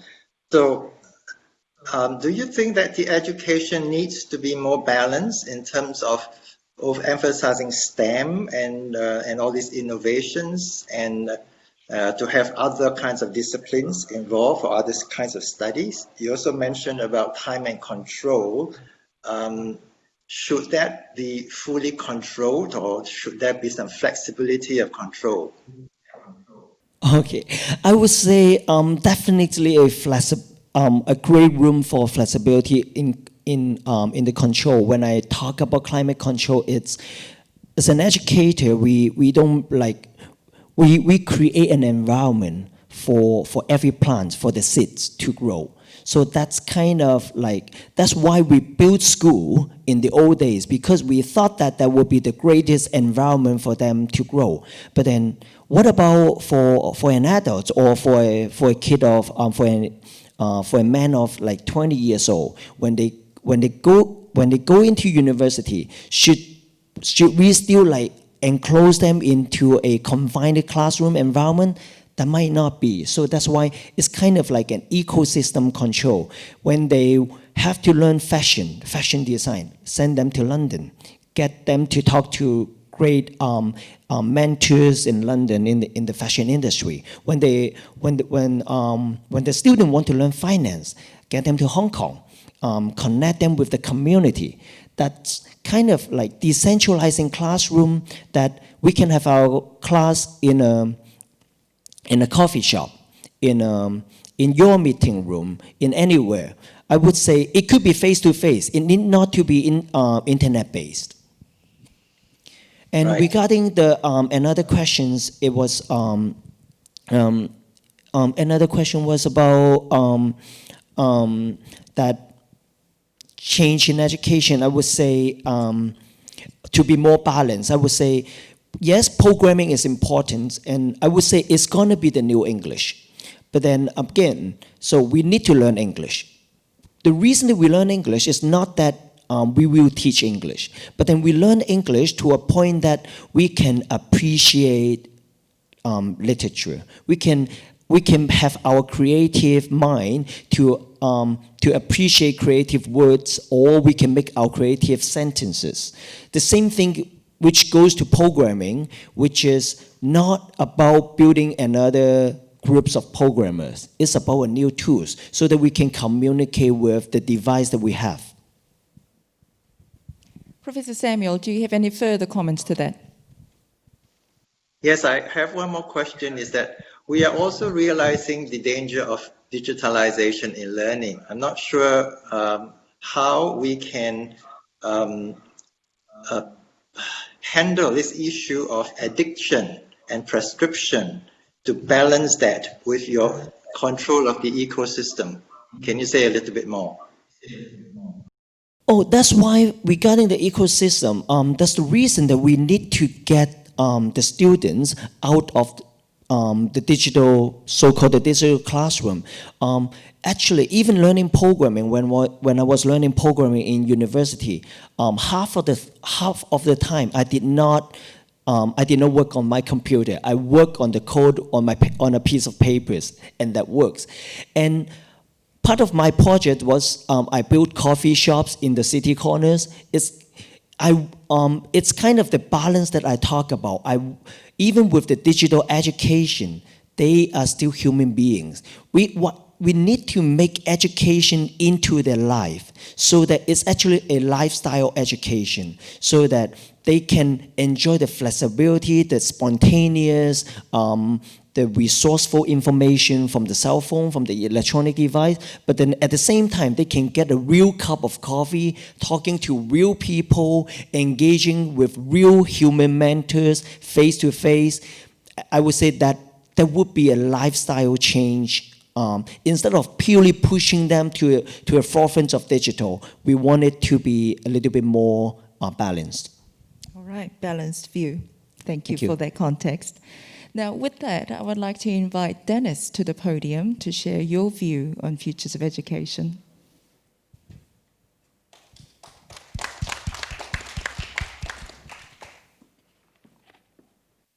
Hi, everyone. I'm Dennis. I'm from Mojodomo. I'd like to echo Victor, what he just mentioned about just now, that I'm also a worker, like 4 million workers that we continue to study. A little bit about myself. As a seasonal IT professional, I left the world of MNC in 2016 to set up my own fintech and martech startups. At the same time, I took Manchester MBA course to expand my vision and skill set. So this is a continued education, right? I know I'm lack of something, so I want to get learning something new. So with the balance between the theoretical and the practical, that the program offered the perfect educational opportunities for myself after 20 years not studying, in a school. So not only did I manage to upgrade myself via such core business program, like basically the banking finance and strategy and competitions, but a very interesting thing that I learned is also from the entrepreneurship and innovation management. That is really related to my, that day I was starting up my company. So I also discovered a wealth of global contact in Hong Kong, Dubai, UK, Shanghai. So there's a wide range of connections.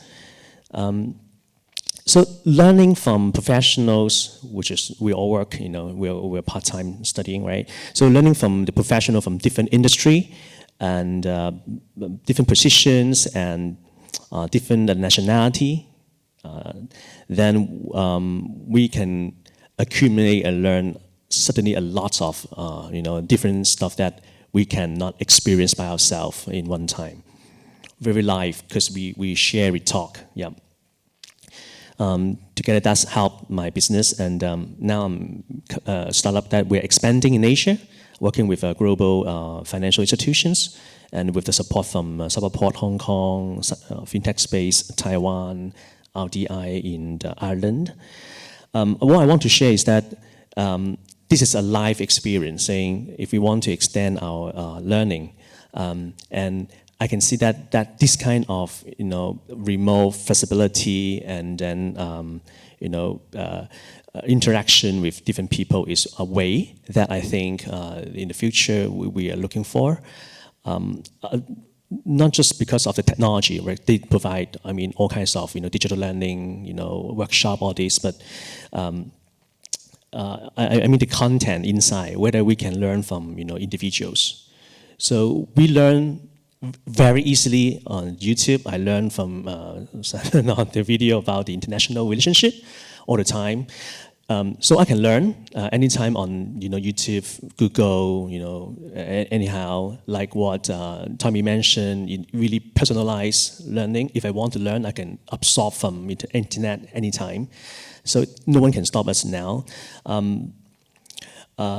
What I think the school or education systems can provide is something that inside ourselves, like the attitude, mindset, values, that the school can provide, environments to collaborate, to discuss, more on, feeding any kind of standardized content in the near future. To wrap up, I want to share some of the quote from the legendary Steve Jobs, because that really inspired me, and I think that's really fundamental from our heart. I want to share that. He said, stay hungry, stay foolish. He said, if today were the last day of your life, would you want to do what you are about to do today? So something like this, right? A few more, because that explains some things later I will share. So your time is limited, so don't waste it living someone else's life. Innovation distinguishes between a leader and a follower. Creative is just connecting things. This is really important. I think creativity, innovation is something that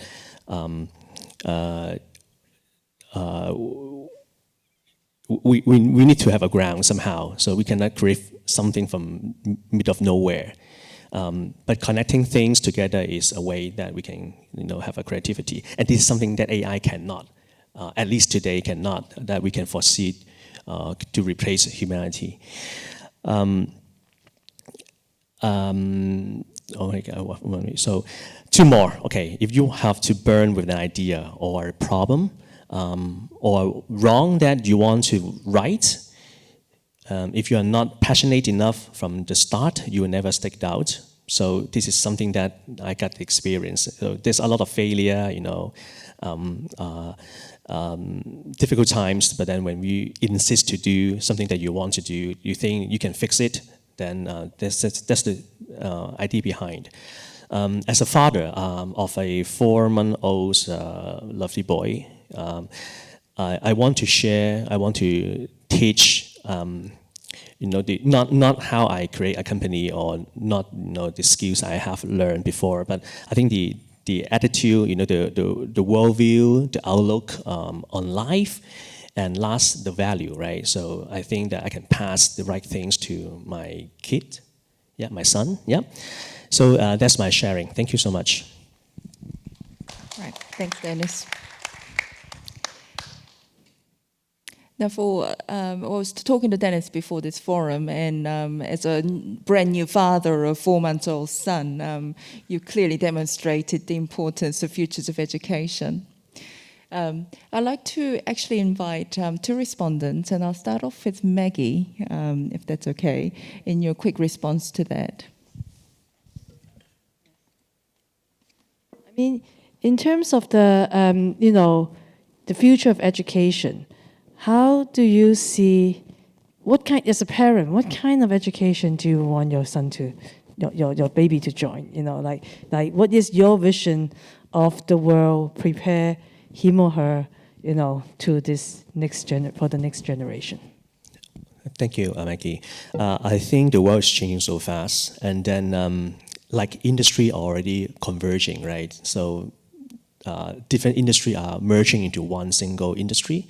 Like the old days IT, then they combine with telecommunication, become ICT.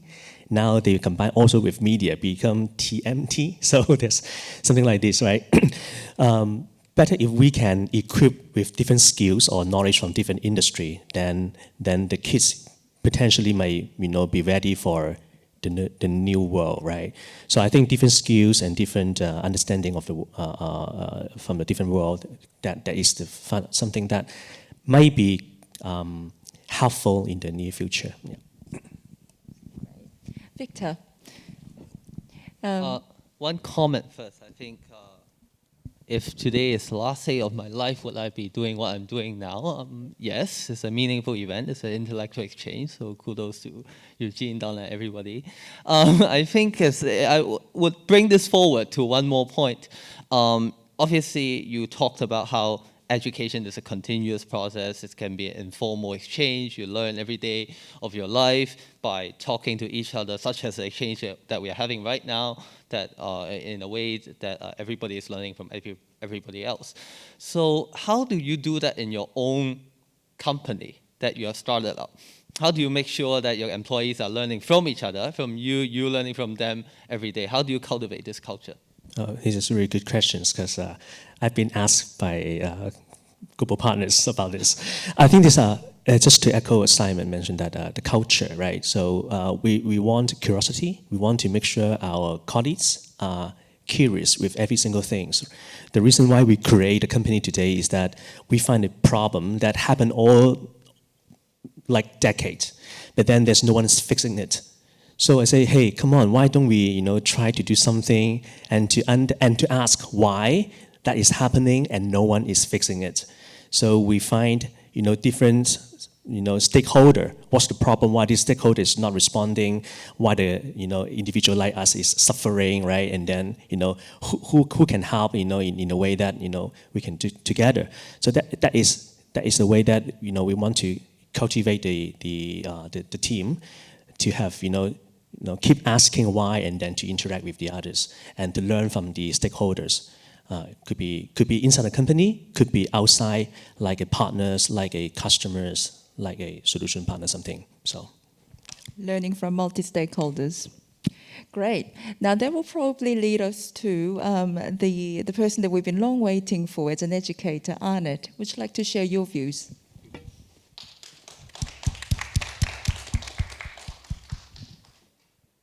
Good afternoon, everyone. And I think it's just worth us drawing attention to the culture and actions for peace, because I'm very fortunate to lead a school, United World College here in Hong Kong, which has a very clear vision or mission, which is about making education a force to unite people, nations, and cultures for peace and sustainability. And so, if I wish to ask me about the future of education, That has to be it. A focus on peace and a focus on sustainability.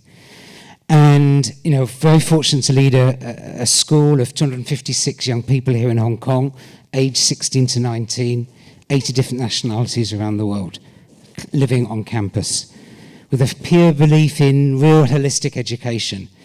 Education, not just on academic, education in terms of what we call education outside the classroom, but also that learning from living together, the experiences, the importance of experiences.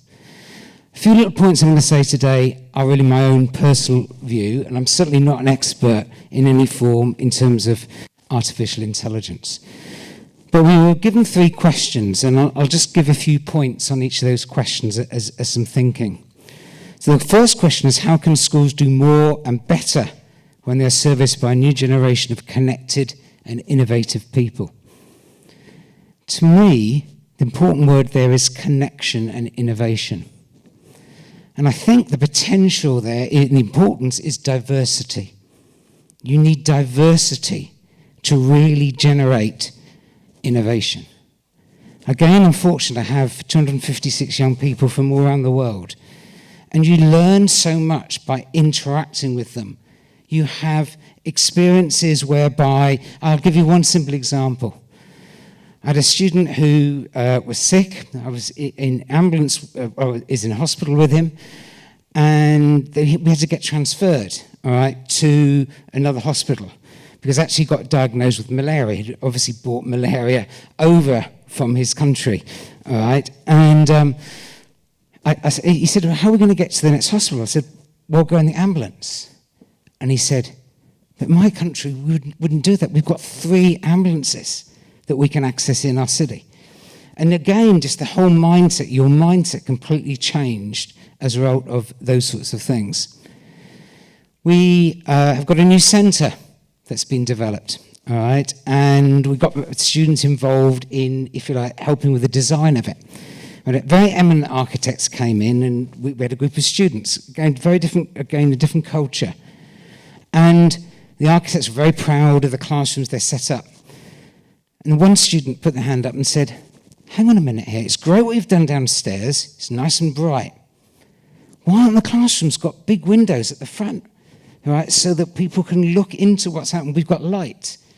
Not one architect had thought of that, all right? They were blown away.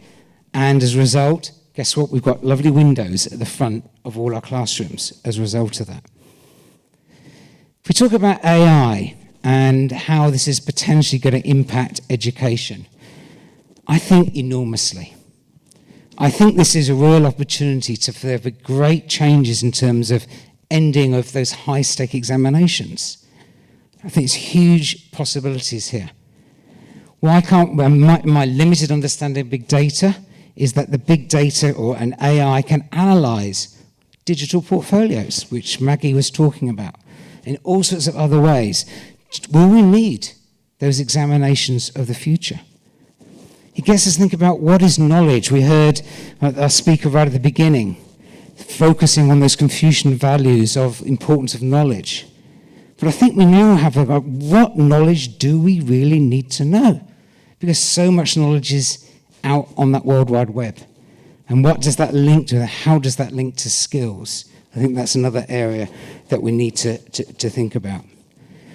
I do believe with this COVID situation, we really are in a disruptive situation at the moment. All right, it's going to disrupt and is disrupting education. I don't believe that in many schools and universities will be going back to the old way that they've been doing things. And they'll be looking at a different approach to that, what that blended learning is. I think that's going to be the key word, how that blended learning will fit together. And the third question we got asked was, how should education prepare graduates for multi-track careers? And for me, this is about our mindset. All right?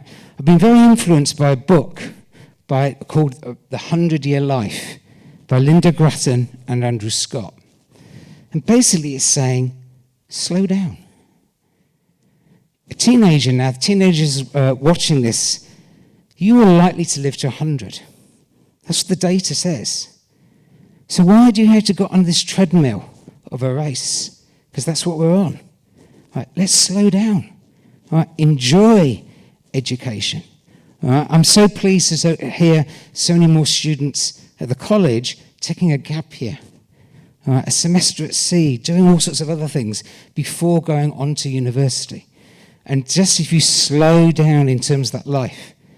And the other aspect of this is that you are likely to have lots of different careers, lots of different job changes. Again, talking to alumni, coming back to the college, many in their 30s already onto a very different career. They've been a very different career in their 50s, a very different career even in their 70s. And then linked to that is, how do you manage transitions? Because transitions are really difficult to manage, right? To go from one step to another step to another step.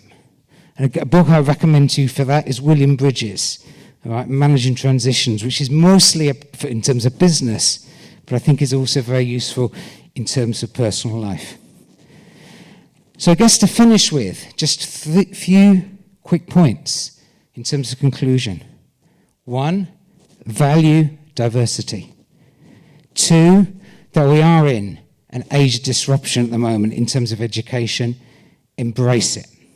And 3, life is not a race.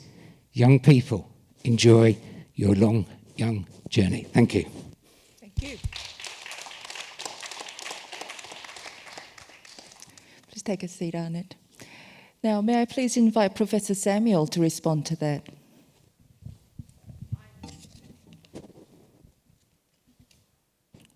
Thank you.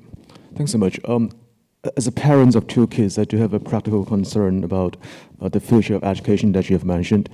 For the ordinary people, how likely are they to afford this kind of education? Because, as you know, it takes quite a lot of resource to offer this kind of experiential learning and a new mode of education. And as a parent, I know how expensive that is. So for the ordinary kids, how they can go to your school or similar schools to enjoy the future education? You're talking about the resource of, if you like, digital learning? I mean, first of all, in terms of the digital learning, computers were hugely expensive even 20 years ago. And what's happened now in terms of the price of technology, I think that's one thing, right? And hopefully governments, etc., will recognise the importance of ensuring that technology is available for everyone, right? And that's going to be not necessarily a basic requirement, but certainly the access in terms of internet connection, etc. I think that's going to be a key aspect to ensure that. So I think those are two. But I think the other thing is, once if you like, that basic infrastructure is there, what it allows, it goes back to someone who was talking about personalized learning, then that allows young people, and linking to the applied learning as well, right, to actually go on the different paths. We've got to identify what that fundamental base is, right, in terms of knowledge, but then to really allow young people to go and take different paths on that. Yeah, but the problem is that when you're talking about the one-to-many approaches that is still applying in Hong Kong in most of the traditional schools, then how likely are the students there to get any opportunities to learn from your style? I mean, are the two mutually exclusive, or for the traditional students, how they can learn from the future education, so to speak? I think that's about sharing. All right? I mean, it's really important that all educational organisations are outward-looking. All right, and they're willing to share the different resources, etc. they've got. All right, it's something that, and certainly at the college, we're very proud of the work that we do. In terms of them, that's just us as a relatively small college. All right, but I think all good educational organisations are organisations that look outwards, all right, to support. Right. I would like to check on with Professor Samuel to see if we can connect with him again. Yes, hello, I'm here. Hello. We've been talking about this particular topic for a while, and would you like to ask the last question, or shall I? I think you asked the last question. You haven't asked any question. Right. So I'm a parent, and I also belong to the generation where I sometimes learn, passed exams, went to university, and got a job. But as you mentioned, as I imagine the future, and the future for my son may be quite different in having multiple journeys. How could school equip the teachers who can cultivate those kids who can have multiple careers? I mean, I think that's a big challenge, I have to say. I think that's an area that's really got to be worked on. But again, I'll go back to diversity. Because if you bring this technology into the universities, all right, and to have diverse view and opinions, that's what I think results in students, people seeing differences and then seeing what those possibilities are. All right, so that's how I would sort of go at that level. All right, how you bring in terms of university. The model has been actually having students going into those universities, great. But you can also do it through distance now, all right? We know through Zoom and various other things. There's all sorts of possibilities along those lines. So that's how I would look at that. Very positive and encouraging. Now with that, the panel discussion has concluded, and I would like to invite Professor Samuel Leung to conclude and summarize the panel discussion, both groups. Professor Samuel. Oh, thank you, Donna. Can you hear me? Yes, we can. Yes, we can. Yeah. I'm sure all of you, like me and Donna, we have been inspired by all our speakers and discussions. Please join us in giving a round of applause to our speakers.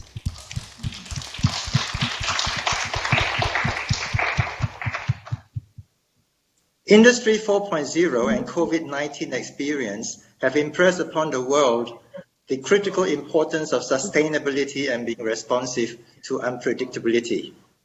We have heard a lot of different views, but in education, we are realizing the importance of capitalizing on human uniqueness, developing not only the knowledge and skills, also attitudes and values that can guide people towards ethical and responsible actions. We are also looking at new normals, such as digital leadership, transformative competencies, creative and collaborative individuality, technology-enhanced lifestyles and well-being, as well as sustainable education ecosystems. Following this forum, let us work together for creating education futures that enable our children and citizens to adapt, thrive in, and even shape whatever the future holds. Thank you. Thank you, Samuel. So right now, let's have some interactive polling session. So before we have the whole session, we got some Q&A. So let's have an interactive polling first. I pass to Andy. Hello there, hi. What we'd like to do now is just get a little bit of information from people who are watching at home. And what we're going to do is we're going to start some polls to have some interesting questions, find out your opinions and your ideas. So in the video conference system, what we'd like you to do is just tap on the polls section so that you can answer these questions. And the first question is, how would you rate Hong Kong's emphasis on STEM education? Do you think it is very weak, average, strong, or very strong? So please do just type in your answers there so we can kind of hear from you. So STEM, of course, being science, technology, engineering, and mathematics, I believe. Do you believe it could be stronger, could be better? You know, as we were just mentioning, I think all of us have probably been thrown into the world of technology over the past 6 months with COVID. I think almost all of us have done many video conferences, probably too much time on Zoom and on BlueJeans and other conferences. So one of the nice things about it, of course, is that we can have these interactions and we can do these pollings to find out from our audience. So in terms of the answers, we've got actually quite a variation. Most people here, 43% now, people saying it's kind of average. With we've got a perfect bell curve really here. 31% saying weak, 3% very weak, 21% saying, hey, we're strong, we're doing well. Fantastic places like Hong Kong Science Park available. And a few people say it's very strong. So Thank you very much for that question. I'm going to end that poll, and we're going to do the next question. It's not coming up. So it's not coming up on this screen here, but it's coming up. So somebody has taken it over for me. So, and it's coming over here. Fantastic. I can't actually see it on the screen over there. So the second question being, should the subjects of arts and social sciences receive more emphasis in Hong Kong?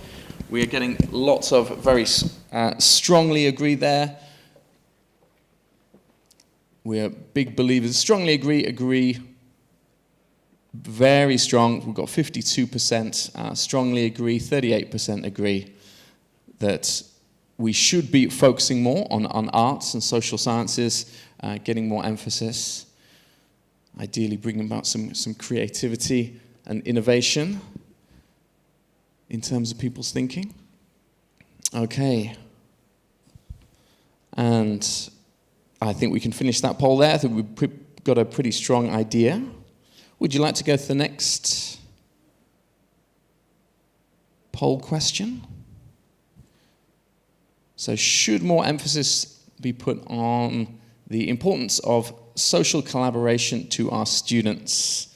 And I have a pretty strong idea where this poll will go. Are you strongly agreeing? Agreeing. No opinion, disagreeing, or strongly disagree? The importance of social collaboration, especially thinking social collaboration across borders. We had speakers talking about having the opportunity to travel all around the world to meet different people and get different cultural experiences. Thank you. Not a surprise that if you have joined this fantastic UNESCO forum that you have decided to focus on strongly agree, absolutely social collaboration, that we can deepen our understanding of those from different cultures around the world, hopefully bring about some more peace and positive collaboration. Fantastic. Okay, and let's do the final question. So the final question here is, what are the most important elements in Hong Kong's future education? We've got a few fantastic keywords here: inclusivity, digital leadership, originality, creativity, multiple skill sets, and sustainability. And the leader here, it's neck and neck, it's like a horse race here, and we see multi-skill sets is in the lead, it's up ahead, but inclusivity is moving up quickly. Who's going to be the winner? It's moving fast now, but it does look like it's multi-skill sets has taken the lead here. That we're not just deep diving into one skill set, but we're going to be flexible across a number of different skill sets. Absolutely important in the future of work, as we see this flexibility and learning agility being critical, especially for leadership in a more and more challenging world.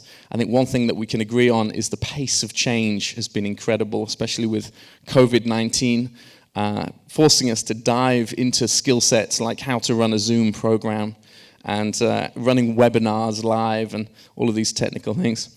Inclusivity being very high, also got 21% there, making sure that we're bringing together different team members from different cultural backgrounds, understanding those differences and making the most of them, which is in third. Creativity in third, absolutely, that we can innovate and work out new pathways, and digital leadership in fourth there, with sustainability, 11%, and originality at 5%. Okay. So thank you very much, all of you who participated in those polls. It's great to hear from you. It's glad to know that people at home are still awake and enjoying this. And not yet gone to lunch, but we do look forward to that. Let me pass back across to Donna now. Thank you, Andy. Wonderful.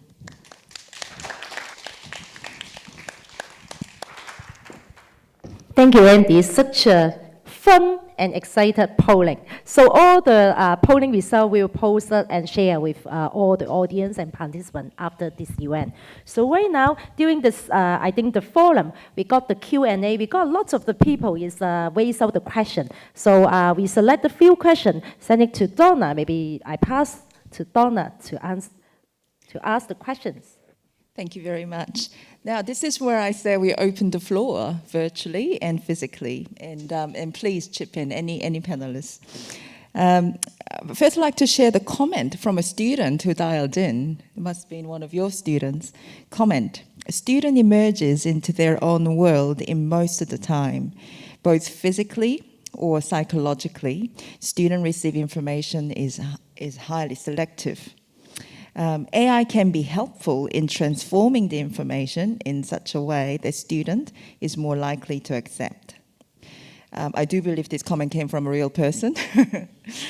So with that context, question for the panel: how do we assess teachers going forward in terms of their performance?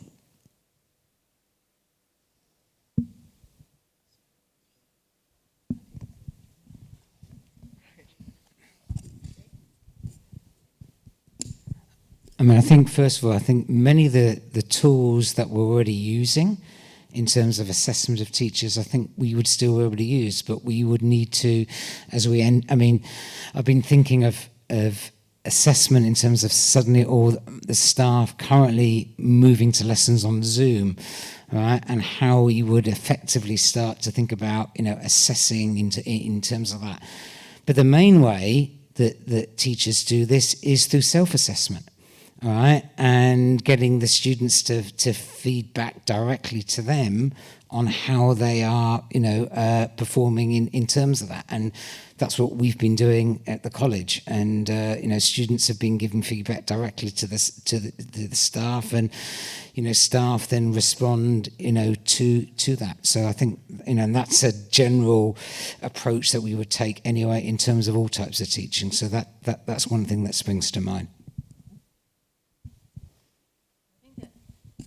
I mean, we usually look into not so much like the knowledge transfer part, but mainly it's like the interaction between the teachers and the student. This is the most important indicators for quality learning. So I think that the connection that teachers have is one of the way that we look into the assessing a teacher. I think a great super teacher is easily connected with outside, with the students, with the parents, with the colleagues, a collaborative, way of learning. A teacher that is a mediocre, maybe the one that just doing the job, make sure everything is like according to the lesson plan, whatever knowledge transfer, but the feedback part, the reflection part, the agency part, that it was important. Thank you. I believe the next question is for Professor Simon, but you can all participate in, please. So how can CQ be nurtured by AI?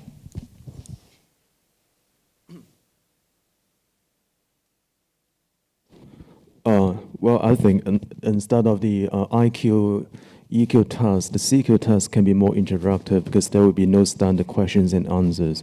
So for every single individual, supposedly the kind of cultural context that they are facing will be different.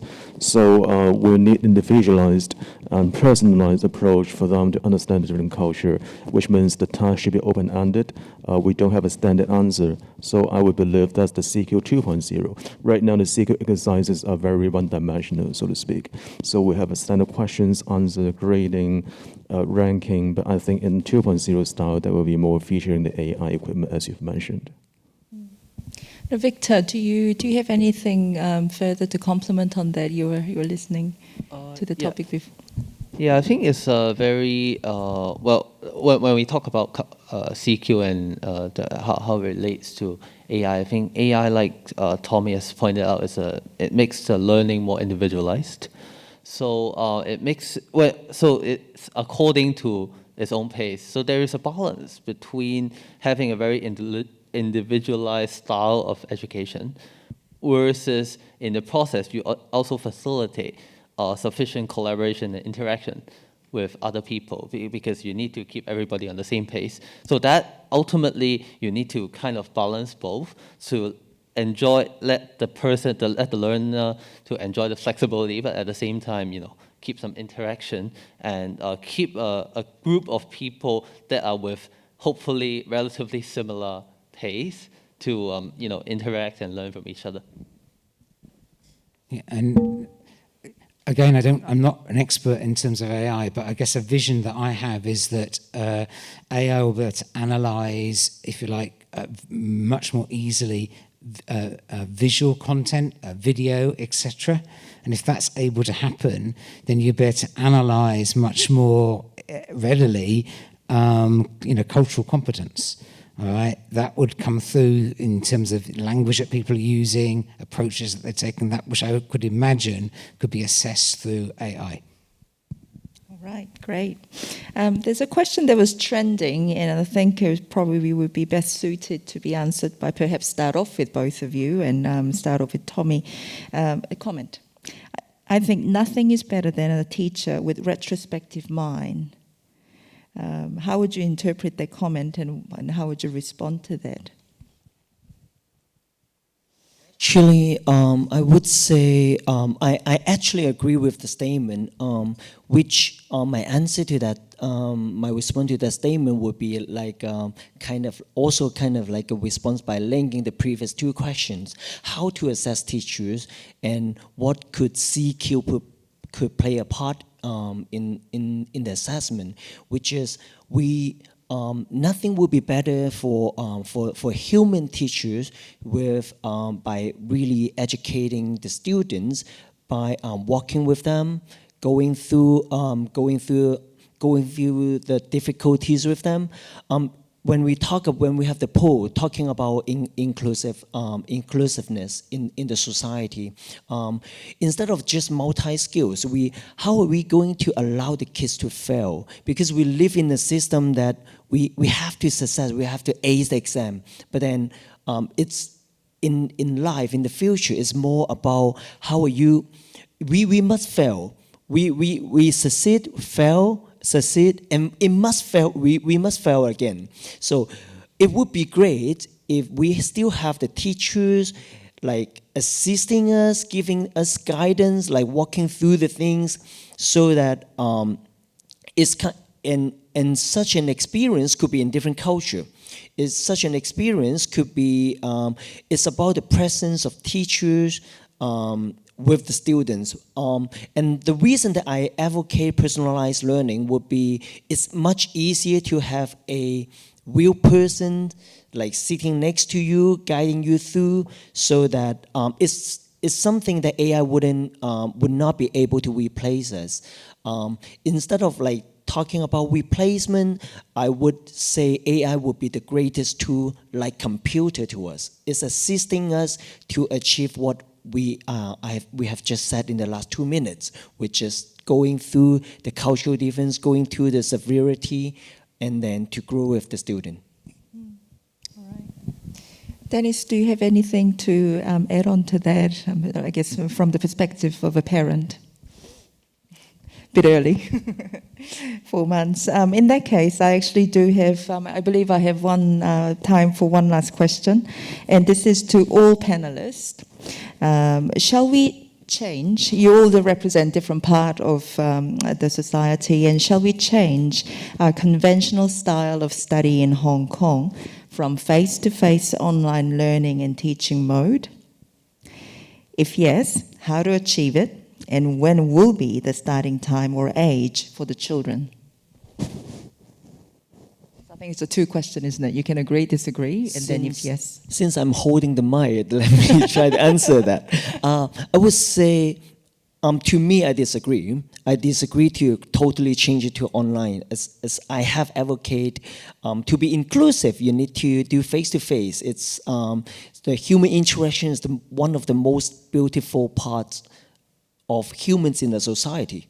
And that's why we're in a city, so we have frequent collaborations. And since with educations, we are preparing the students for the society, right? And the societies have a lot of human interactions.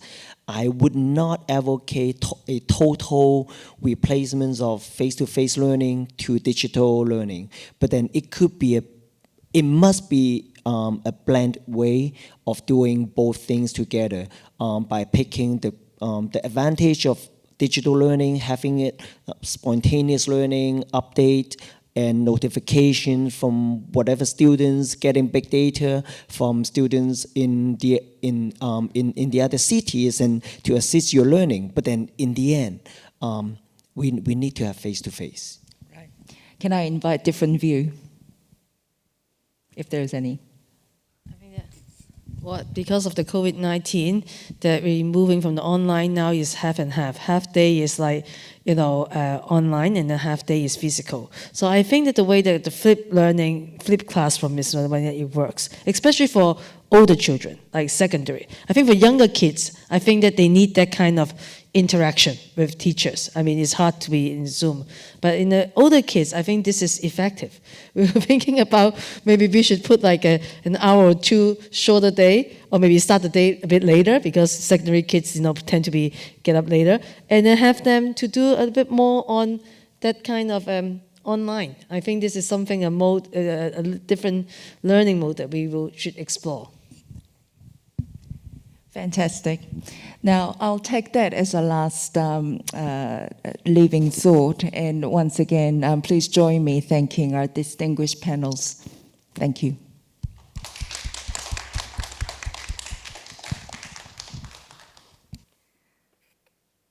Thank you all panelists and moderator Donna. Now I would like to introduce Miss Missy Leung to come to have our closing remarks. Thank you, Missy.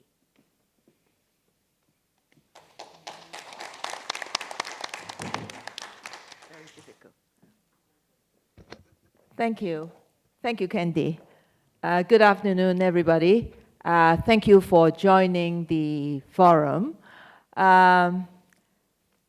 This education forum is a Hong Kong response to the UNESCO initiative launched in September 2019, requesting all stakeholders of education to reimagine what futures of education is needed looking to 2050.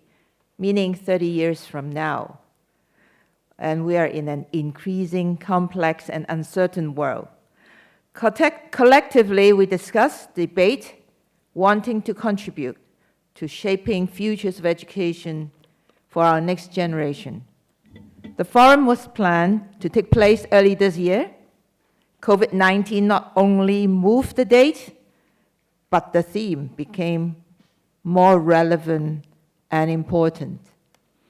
This pandemic has brought and is still bringing unimaginable disruption to learning and teaching, to students, teachers, parents, and those in education and institutions of learning, and created unprecedented anxiety in our community and worldwide, like causing permanent changes to the future of education. On behalf of, Global Peace Center is very privileged to have the opportunity to present this forum at this juncture. The construct of this platform to support our community to start deliberating, debating, and raise awareness of this important topic is timely for a more peaceful and sustainable community that we need. On behalf of UNESCO Hong Kong Association and the Global Peace Center, we thank all of you for making this possible, your contribution to the survey, our speakers, our panelists. Special thanks to our organizing chair, Eugene. Where are you, Eugene? And our moderators, Professor Samuel and Donna, and our very special Master of Ceremony, Candy, and Andy for helping us do the poll. Our partner, venue partner, Hong Kong Science and Technology Park, our sponsors and constructors of this very first platform, allowing a very appropriate topic in Hong Kong to be discussed. On behalf of UNESCO of Hong Kong Association again, and the Global Peace Center, Professor Samuel and myself would like to once again thank all of you for supporting this very first interdisciplinary education forum. We hope this discussion will enrich future deliberation and help us move to the futures of education we would like to create. Thank you very much.